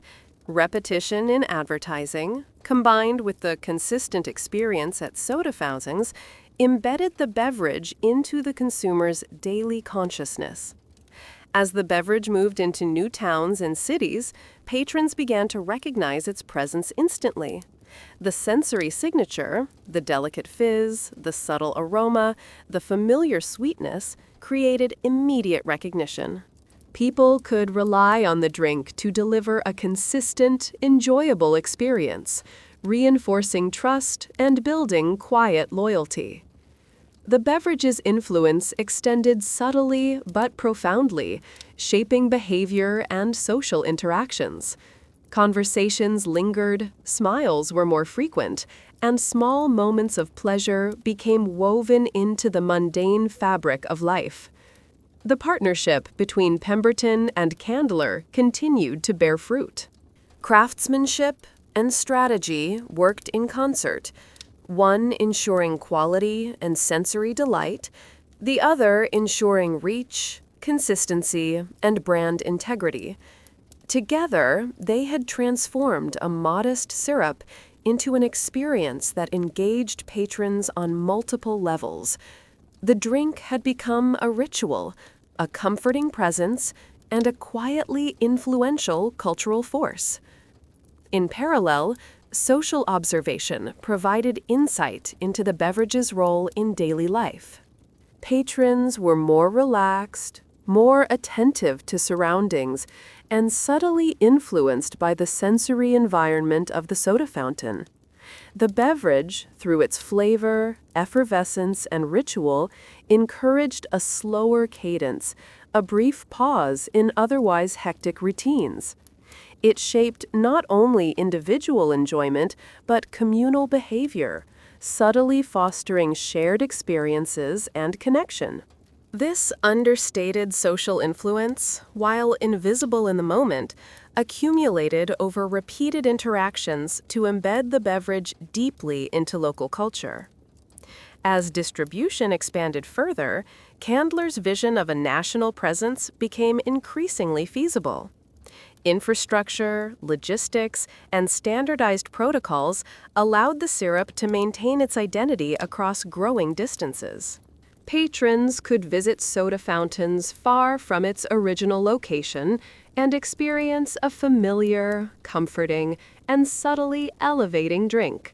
The beverage's reach was extending quietly but steadily, building a network of recognition and trust that would lay the foundation for wider cultural prominence. Even as the brand prepared for expansion, Pemberton's meticulous adjustments ensured that quality remained uncompromised. Every bottle, every pour, every effervescent hiss contributed to a carefully maintained standard. The drink had become more than a tonic.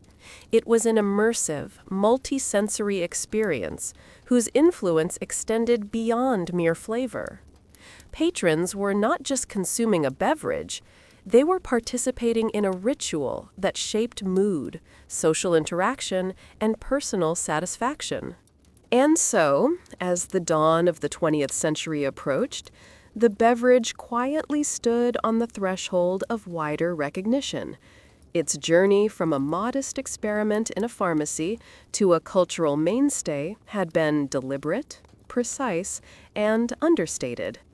Craftsmanship, strategy, and subtle social influence had combined to produce a drink that was both comforting and subtly transformative. Patrons were loyal, soda fountains flourished, and a national presence seemed within reach. In these quiet yet powerful developments, the beverage's true genius emerged, a combination of taste, ritual, and trust that could quietly shape daily life while laying the groundwork for an enduring legacy. It was a testament to careful design, strategic foresight, and the understated power of familiarity. And as bubbles rose and patrons lingered, the syrup and its subtle effervescence whispered the promise of a future that would far surpass its humble beginnings. The secret formula mythology. By the early 1900s, the beverage had firmly entrenched itself as a quiet but persistent presence in daily life. Soda fountains, drugstores, and small cafes were no longer merely points of sale. They were stages upon which the drink performed its understated ritual. Patrons approached with a sense of anticipation, observing the marble counters, the gleaming soda fountains, and the swirling syrup that promised familiarity and comfort. Each pour was precise, each effervescent hiss deliberate, creating a sensory rhythm that subtly invited relaxation. The drink had become more than refreshment. It was an anchor in the fast-paced world, a gentle companion in the lives of countless individuals. Pemberton, though aging and increasingly aware of his mortality, remained deeply devoted to the craft. He observed patrons' interactions with the beverage carefully, noting the smallest reactions to slight adjustments in sweetness, carbonation, or herbal undertones. Each sip, each lingering glance at the rising bubbles, offered insight. The beverage's appeal, he realized, lay not solely in flavor, but in the orchestration of the experience, the alignment of taste, sight, smell, and subtle ritual. Every adjustment he made was designed to enhance this sensory harmony, to ensure that every sip contributed to a quietly immersive moment. Candler, ever the strategist, understood that local success was merely the foundation for something larger. The beverage's consistent quality and subtle charm had created trust and recognition within Atlanta and surrounding towns, but he envisioned a national presence. Standardization was key. Bottles had to be identical in appearance and content. Syrup had to maintain exact flavor and sweetness ratios. Soda fountains and cafes had to adhere to preparation protocols. Any deviation threatened not only flavor, but also the delicate trust that had been carefully cultivated over years.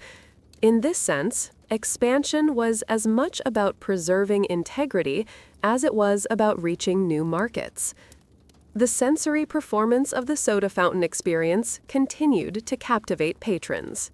The gentle fizz of carbonation, the soft hiss as syrup merged with water, The delicate aroma that hinted at both sweetness and subtle herbal complexity.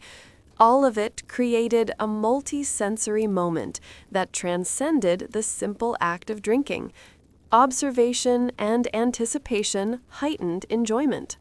Patrons, whether consciously or not, engaged in a subtle ritual, a quiet pause in their day, a small moment of pleasure, a ritual that connected them to the space, the beverage, and one another. This layered experience, both sensory and social, reinforced the drink's quiet cultural significance. Competition was now a reality. Other entrepreneurs attempted to mimic the beverage, producing similar syrups and offering ostensibly comparable experiences. Candler anticipated this challenge. Branding became critical, as did standardization and quality control. The original syrup's unique flavor, combined with its precise preparation and ritualistic consumption, created an experience difficult to replicate. Candler understood that trust, once broken by inconsistent taste or presentation, would be hard to restore. Maintaining distinction, therefore, became a strategic imperative, safeguarding both market position and cultural influence. Pemberton's refinement process was ongoing. He experimented with subtle variations in flavor, calibrating carbonation and sweetness to create a perfectly balanced drink that was simultaneously comforting and gently stimulating. The herbal undertones, carefully tuned, added complexity without dominating the palate. Patrons may have been unaware of each precise adjustment, yet their reactions, repeated visits, lingering conversations, soft smiles, revealed a subconscious recognition of quality and intentionality. Every sip, every small sensory cue reinforced the beverage's cultural presence and embedded it more deeply into daily life. Marketing, while understated, was crucial in reinforcing recognition and trust. Advertisements in newspapers and handbills emphasized reliability, refreshment, and subtle sophistication. The tone avoided exaggeration, instead inviting consumers to recognize the beverage as a dependable companion. Familiarity, repetition, and consistent messaging reinforced the drink's identity, guiding patrons toward trust without overt persuasion. This subtle approach worked in harmony with the sensory experience, embedding the beverage into the collective consciousness, quietly yet effectively. Expansion into new towns and regions required meticulous attention. Candler ensured that each new soda fountain or pharmacy adhered to preparation protocols and maintained flavor integrity. Patrons encountering the drink for the first time experienced the same subtle effervescence, balanced sweetness, and gentle lift as those in Atlanta. Recognition and reliability fostered loyalty, which in turn facilitated further expansion. By maintaining consistency across locations, the beverage established a reputation not only for taste, but for trustworthiness and quality, a critical advantage in an increasingly competitive market. The beverage's role in daily life extended beyond simple consumption. Patrons engaged in social interactions around it, lingering at counters, conversing with soda jerks and neighbors, observing the preparation, and enjoying the multi-sensory experience. It shaped the tempo of social engagement, encouraging subtle reflection, shared enjoyment, and quiet pleasure. The drink had become a connective tissue in social spaces, subtly influencing behavior and reinforcing communal bonds. Its impact was both personal and social, shaping moments large and small in ways that were difficult to quantify but impossible to ignore. Pemberton's meticulous adjustments and Candler's strategic foresight had created a partnership that balanced craftsmanship and expansion. Quality and sensory immersion were preserved, even as reach extended, creating a product that was simultaneously intimate and scalable. Patrons came to expect reliability, subtle sophistication, and quiet pleasure with every sip. The drink had become more than flavor. It was a ritual, a familiar presence, and a gentle shaper of behavior. Its influence was subtle but persistent, embedding itself into daily life and cultural consciousness alike. Even as the beverage expanded, it retained its understated charm. It did not rely on spectacle or aggressive marketing. Its appeal rested on precision, consistency, and the immersive quality of the experience. Patrons returned not for novelty, but for the assurance of enjoyment, the subtle pleasure of a balanced, reliable drink prepared with care. The soda fountain, the rising bubbles, the gentle hiss, and the careful mix of syrup and carbonation all contributed to a quiet but profound influence on both individual and communal experience. By this stage, the foundations for national recognition were fully in place. Trust, sensory satisfaction, ritual, and subtle social influence had combined to create a product that was more than a beverage.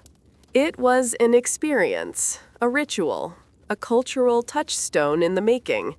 Patrons were loyal, soda fountains flourished, and expansion was methodical yet confident. What began as a modest experiment in a single pharmacy had grown into something quietly iconic, a drink whose influence extended across communities and whose legacy was poised to endure. And in these early years of the 20th century, the beverage had achieved a rare feat. It was simultaneously familiar, comforting, and subtly transformative. It shaped routines, social interaction, and mood, all while maintaining a quiet, unassuming charm. Pemberton's craftsmanship, Candler's vision, and the gentle rhythm of daily life had converged to create a product that would, in time, become recognized far beyond its modest beginnings. The stage was set for the next chapter of its evolution, and the bubbles continued to rise, softly whispering the promise of even greater cultural impact to come. Coca-Cola versus its critics. By the early 1910s, the beverage had quietly asserted itself as a familiar presence across many communities. Soda fountains were no longer just a novelty. They had become gathering points, spaces where people lingered, observed one another, and participated in a subtle ritual that revolved around the drink. Patrons approached the marble counters with expectation, watching syrup swirl into carbonated water, listening to the gentle hiss of bubbles, inhaling the faint aroma that promised both refreshment and comfort. It was a ritual that transformed the simple act of drinking into a moment of calm, a pause in the otherwise relentless rhythm of life. Pemberton, ever meticulous, continued to fine-tune the syrup. Though his health was declining, his dedication to craftsmanship remained unwavering. He experimented with subtle adjustments in sweetness, carbonation, and herbal undertones, each variation calculated to enhance the sensory experience without overwhelming it. The drink had evolved into a carefully balanced combination of flavor, aroma, and effervescence, a multi-sensory performance that engaged patrons both consciously and unconsciously. Every sip reinforced familiarity, comfort, and the understated sophistication that had become the syrup's hallmark. Candler's vision for expansion had grown increasingly ambitious. Local and regional success had demonstrated the drink's appeal, but he envisioned a national presence, reaching cities and towns across the country. Standardization was critical to this effort. Dawdles had to convey identical flavor, concentration, and effervescence regardless of location. Preparation protocols had to be strictly followed at each soda fountain. Any deviation could undermine trust and erode the subtle loyalty that patrons had developed over years. Expansion, therefore, required both precision and patience, a delicate balance between growth and preservation. The sensory experience of the soda fountain remained central to the beverage's influence. Patrons were engaged on multiple levels: sight, as the syrup danced and fizzed; sound, as carbonation hissed softly; smell, as faint herbal notes mingled with sweetness; taste, as the final combination delivered both refreshment and gentle stimulation. Observation and anticipation heightened pleasure. People lingered, allowing the ritual to unfold slowly, quietly reinforcing the beverage's role as both a personal indulgence and a social connector. The drink's cultural power lay in this immersive, understated performance. Competition continued to emerge as other entrepreneurs attempted to imitate the syrup's appeal. Candler responded with careful branding, strict quality control, and standardization. The original beverage's subtle balance, precise preparation, and ritualistic consumption created an experience that could not be easily replicated. Patrons recognized authenticity instinctively. Deviations in flavor, presentation, or ritual quickly revealed inferior copies. Maintaining the drink's distinct identity was not just a matter of taste. It was central to preserving trust, social influence, and brand loyalty. Pemberton's refinements ensured the beverage remained unique. He adjusted carbonation to create a lively but gentle effervescence, balanced sweetness to enhance enjoyment without overwhelming, and calibrated herbal undertones to add complexity without distraction. Patrons may not have consciously analyzed each sip, but their repeated visits and quiet satisfaction reflected recognition of quality. The beverage had become an immersive experience, deeply integrated into daily routines, subtly shaping behavior and social interactions. Marketing during this period emphasized familiarity, trust, and understated sophistication. Advertisements appeared in newspapers and handbills, framing the syrup as reliable, refreshing, and gently invigorating. Messaging avoided exaggeration or overt spectacle. Instead, it invited patrons to recognize the drink as a dependable companion in daily life. Repetition and consistency reinforced recognition, guiding consumers toward loyalty without overt persuasion.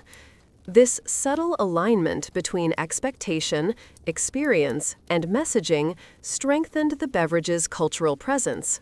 Expansion into new regions required careful orchestration. Candler ensured that each new soda fountain or pharmacy adhered to preparation standards, maintaining both flavor and ritual consistency. Patrons encountering the beverage for the first time experienced the same familiar effervescence, subtle aroma, and gentle lift as those in established locations. Consistency built trust and loyalty, which in turn facilitated further expansion. The beverage was becoming a quietly unifying force, familiar to communities across geographical distances and social boundaries. Socially, the syrup's influence was profound. Patrons lingered longer at counters, engaged in conversation, observed preparation with appreciation, and experienced subtle pleasure in the sensory performance. The drink shaped the tempo of social interaction, encouraging reflection, shared enjoyment, and communal connection. Its effects were invisible yet persistent, a quiet force shaping mood, behavior, and cultural expectations. This subtle influence, grounded in sensory experience and repeated ritual, created a deeply rooted familiarity and trust that extended beyond taste alone. Pemberton and Candler's partnership had matured into a balance of craft and strategy. Pemberton's meticulous adjustments preserved sensory excellence, while Candler's vision and logistics ensured consistency, reach, and brand integrity. Together, they created a beverage that was intimate yet scalable, familiar yet sophisticated, comforting yet subtly transformative. Patrons could rely on the experience, confident that each sip, each effervescent hiss, each subtle flavor note would deliver both pleasure and reassurance. Even with expanding recognition, the syrup retained its understated charm. It did not rely on spectacle, bold claims, or aggressive marketing. Its appeal rested on precision, consistency, and immersive engagement. Patrons returned not for novelty, but for the quiet assurance of quality and enjoyment.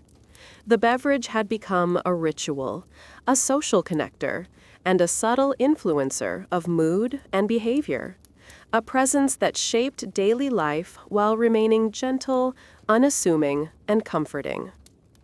By the 1910s, the foundations for national prominence were fully in place. Trust, ritual, sensory satisfaction, and subtle social influence had combined to create a product that transcended mere flavor. Patrons were loyal, soda fountains thrived, and expansion was methodical yet confident. What had begun as a modest experiment in a single pharmacy had grown into an experience capable of reaching far beyond its origins, quietly shaping culture, social interaction, and daily life. The beverage's quiet genius lay in its ability to influence subtly, to embed itself into daily routine and social consciousness without ever demanding attention. It shaped expectations, behavior, and interaction through ritual, sensory experience, and consistency. The stage was set for the next phase of its journey, an evolution that would bring it into the broader national consciousness, a transformation from regional favorite to a cultural icon. Patrons continued to sip, linger, and participate in the ritual, unaware that they were witnessing the early stages of something far larger, something that would eventually ripple across an entire nation. Reinventions through the decades. The beverage had become more than a local curiosity or a regional indulgence. It had begun to occupy a quiet, almost omnipresent place in American life. Soda fountains had evolved into communal hubs where people lingered, shared stories, and engaged with one another, all while participating in the subtle ritual of the syrup and its gentle effervescence. Patrons approached the counters with a quiet anticipation, watching the syrup spiral into carbonated water, listening to the soft hiss as bubbles surfaced, and inhaling the delicate aroma that promised refreshment and comfort. The drink had become both a sensory experience and a social instrument, shaping behavior as much as it delighted taste buds. Pemberton, though increasingly frail, continued to perfect the syrup with painstaking attention. Every adjustment to sweetness, carbonation, or herbal nuance was calculated to maintain a harmonious balance.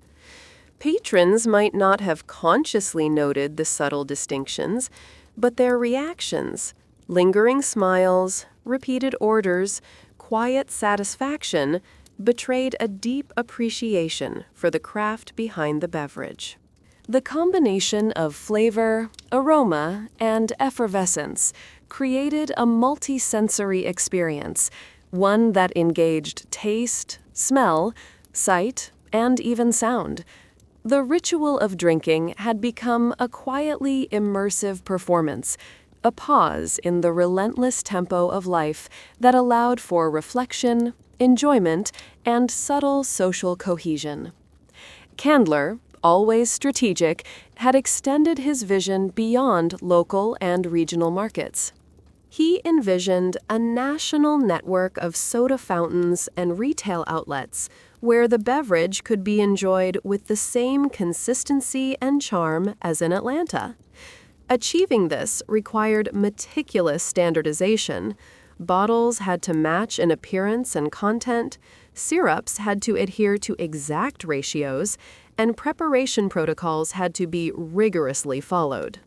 Any deviation threatened to erode the trust that patrons had carefully developed over years of repeated experience.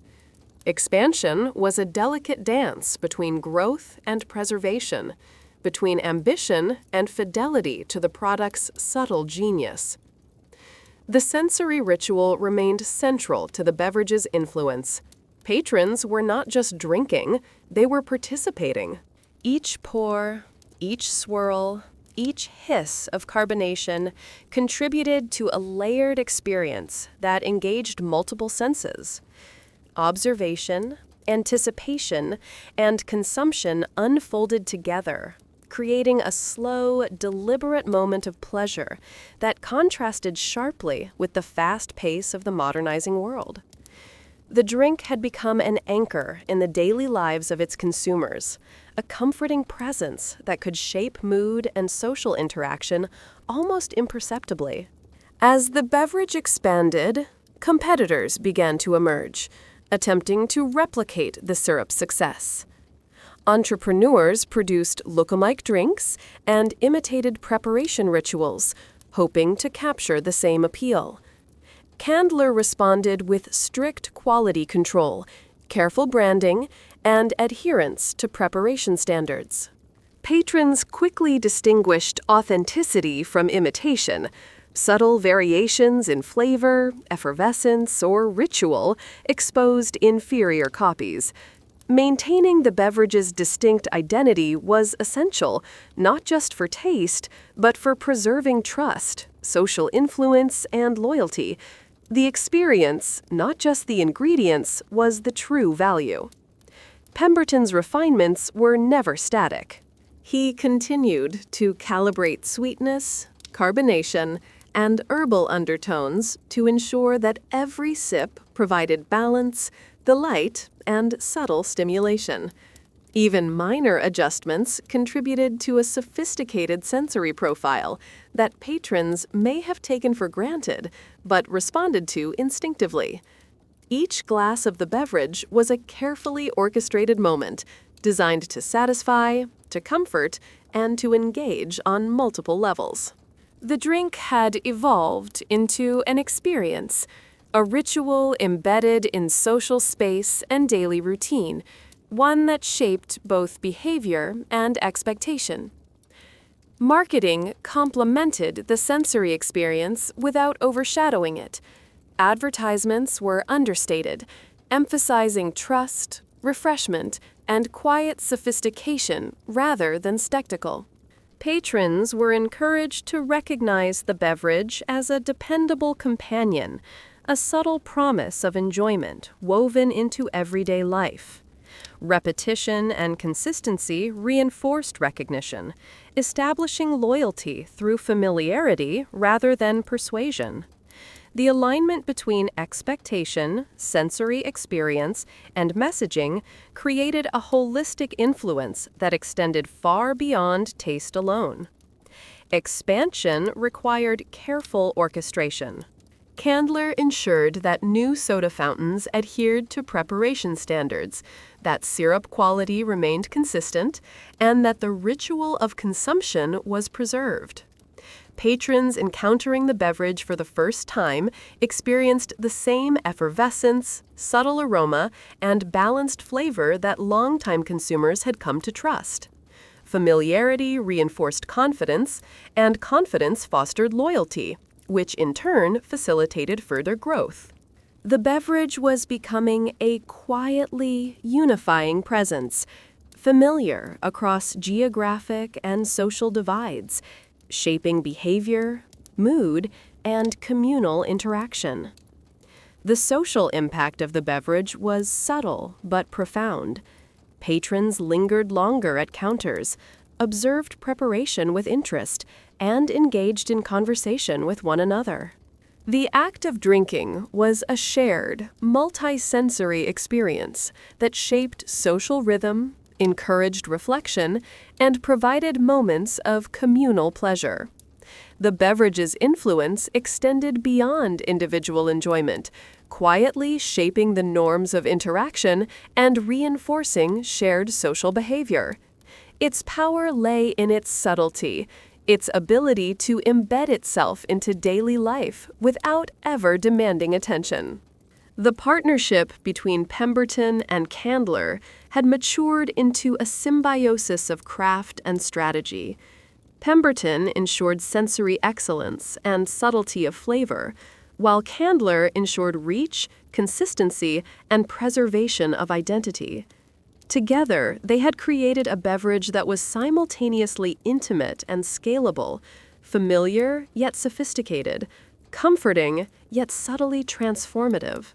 Patrons could trust the experience, confident that each sip, each effervescent hiss, and each subtle herbal note would deliver quiet satisfaction and reassurance. Even as the syrup expanded its reach and recognition grew, it retained its understated charm. It did not rely on spectacle, bold marketing, or flashy claims. Its appeal rested on meticulous craftsmanship, ritualized consumption, and immersive sensory experience. Patrons returned for consistency, subtle delight, and the quiet pleasure of a familiar companion in their daily routine. The beverage had become a cultural touchstone in the making, a product whose influence extended far beyond flavor, shaping social habits, interactions, and moods in ways that were quietly profound. By the mid-1910s, the stage was set for the beverage to achieve even broader recognition. Trust, sensory engagement, ritual, and subtle social influence had combined to create a foundation capable of sustaining national prominence. Patrons were loyal, soda fountains thrived, and expansion continued with careful deliberation. What had begun as a modest experiment in a single pharmacy was now poised to evolve into a cultural phenomenon, quietly embedding itself into the fabric of everyday life. And in this moment, the genius of the beverage lay clear. It was neither flashy nor ostentatious. Its power resided in subtlety, consistency, and ritual. It shaped experience, mood, and social connection with a quiet hand, preparing the ground for a legacy that would eventually extend far beyond its humble origins. Patrons sipped, lingered, and quietly participated in a tradition whose impact would ripple across generations, all while remaining blissfully unaware of the profound cultural influence contained in every effervescent hiss. From tonic to timeless icon, the beverage had become more than a regional curiosity. It had quietly established itself as a familiar, almost comforting presence across communities. Soda fountains were no longer simply places to grab a quick drink. They were social stages where rituals unfolded, small dramas of observation, anticipation, and enjoyment played out daily.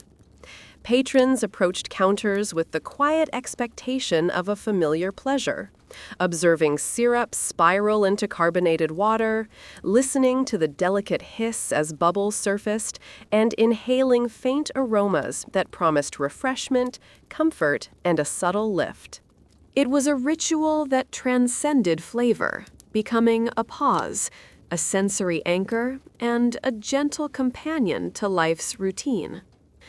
Pemberton, though increasingly frail and aware of the limits of his own time, remained meticulous in his adjustments. Every tweak to sweetness, carbonation, or herbal undertone was deliberate, designed to maintain harmony and consistency while enhancing the experience. Patrons may not have consciously noticed the subtle differences, but their reactions, lingering smiles, repeated visits, quiet satisfaction, reflected recognition of the craft. The beverage had evolved into a multi-sensory performance, engaging sight, sound, smell, and taste simultaneously. Each sip was a carefully orchestrated moment, a ritualized pause that grounded patrons in a moment of calm amid the relentless pace of modern life. Candler, ever strategic, understood that local and regional success were merely the foundation for something larger. He envisioned a national network of soda fountains, drugstores, and retail outlets where patrons in distant cities could enjoy the same familiar, comforting experience as those in Atlanta. Standardization was paramount. Bottles had to be identical, syrup ratios exact, and preparation protocols rigorously followed. Any deviation risked eroding trust, undermining the subtle loyalty that had been painstakingly cultivated. Expansion required patience and precision, a delicate balance between growth and preservation, ambition and fidelity to the beverage's subtle genius. The ritualistic nature of the soda fountain experience remained central to the drink's influence. Patrons were not simply consuming a beverage, they were participating in a multi-sensory ceremony. The gentle fizz of carbonation, the swirling syrup, the faint herbal aroma, and the careful pour all combined to create an immersive moment. Observation and anticipation heightened enjoyment. People lingered, letting the ritual unfold, creating a slow, deliberate experience that contrasted with the chaotic, industrializing world around them. The drink had become an anchor, a quietly transformative presence that shaped mood, behavior, and social interaction. Competition was inevitable. Other entrepreneurs sought to imitate the beverage, producing look-alike syrups and attempting to replicate the ritual of consumption. Candler responded with strict quality control, careful branding, and consistent preparation standards. Patrons could discern authenticity instinctively. Subtle variations in flavor, effervescence, or ritual exposed inferior copies. The true value lay not in ingredients alone, but in the orchestration of the experience, the combination of flavor, ritual, and sensory engagement that could not be replicated without precision. Maintaining this distinct identity was essential for preserving trust, social influence, and cultural presence. Pemberton's refinements were never static. He continually calibrated carbonation, sweetness, and herbal undertones, ensuring that every glass delivered balance, subtle stimulation, and comfort. Patrons may not have consciously analyzed each sip, but their reactions, return visits, lingering conversations, quiet satisfaction, demonstrated an intuitive recognition of quality. Each pour was a ritual, each hiss of bubbles a sensory cue, each subtle aroma a reminder of the beverage's carefully maintained identity. The drink had become an experience, a social anchor, and a quietly persuasive cultural force. Marketing complemented these sensory experiences, reinforcing familiarity and trust without demanding attention. Advertisements in newspapers and handbills emphasized reliability, refreshment, and understated sophistication. Messaging avoided exaggeration or spectacle, instead framing the beverage as a dependable companion, a subtle pleasure embedded in everyday life. Repetition and consistency in branding and presentation reinforced recognition and loyalty, guiding consumers toward trust through familiarity rather than persuasion. The alignment of expectation, sensory experience, and messaging created a holistic influence that extended beyond taste, embedding the beverage into daily life and social ritual. Expansion into new regions required careful orchestration. Candler ensured that each soda fountain adhered to preparation standards, maintaining flavor fidelity and ritual consistency. Patrons encountering the beverage for the first time experienced the same subtle effervescence, balanced sweetness, and carefully calibrated aroma that longtime customers had come to trust. Familiarity reinforced confidence, confidence fostered loyalty, and loyalty enabled further growth. The beverage was becoming a quietly unifying presence, recognized across geographic and social boundaries, subtly shaping behavior, social interaction, and mood. Socially, the beverage's influence was profound and pervasive. Patrons lingered longer at counters, observed preparation with interest, and engaged in conversation with neighbors and soda jerks alike. Drinking became a shared, multi-sensory experience, shaping the pace of social interaction, encouraging reflection, and creating communal moments of pleasure. Its power lay in subtlety. It shaped behavior and reinforced social norms without ever demanding attention or recognition. The beverage was quietly omnipresent, influencing routines and expectations while remaining modest in appearance and demeanor.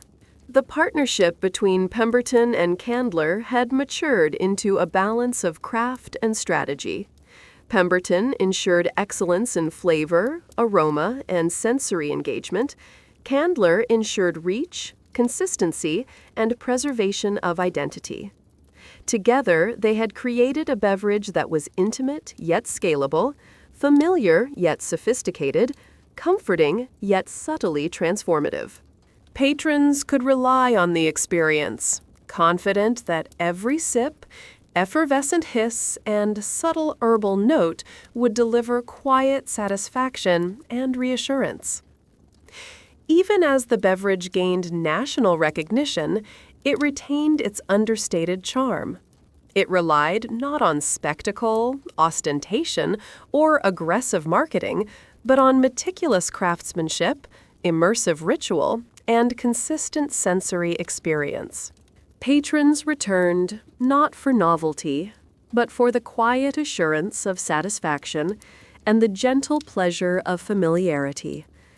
The beverage had become a cultural touchstone in the making, a presence woven into daily life, subtly shaping social habits, interactions, and mood.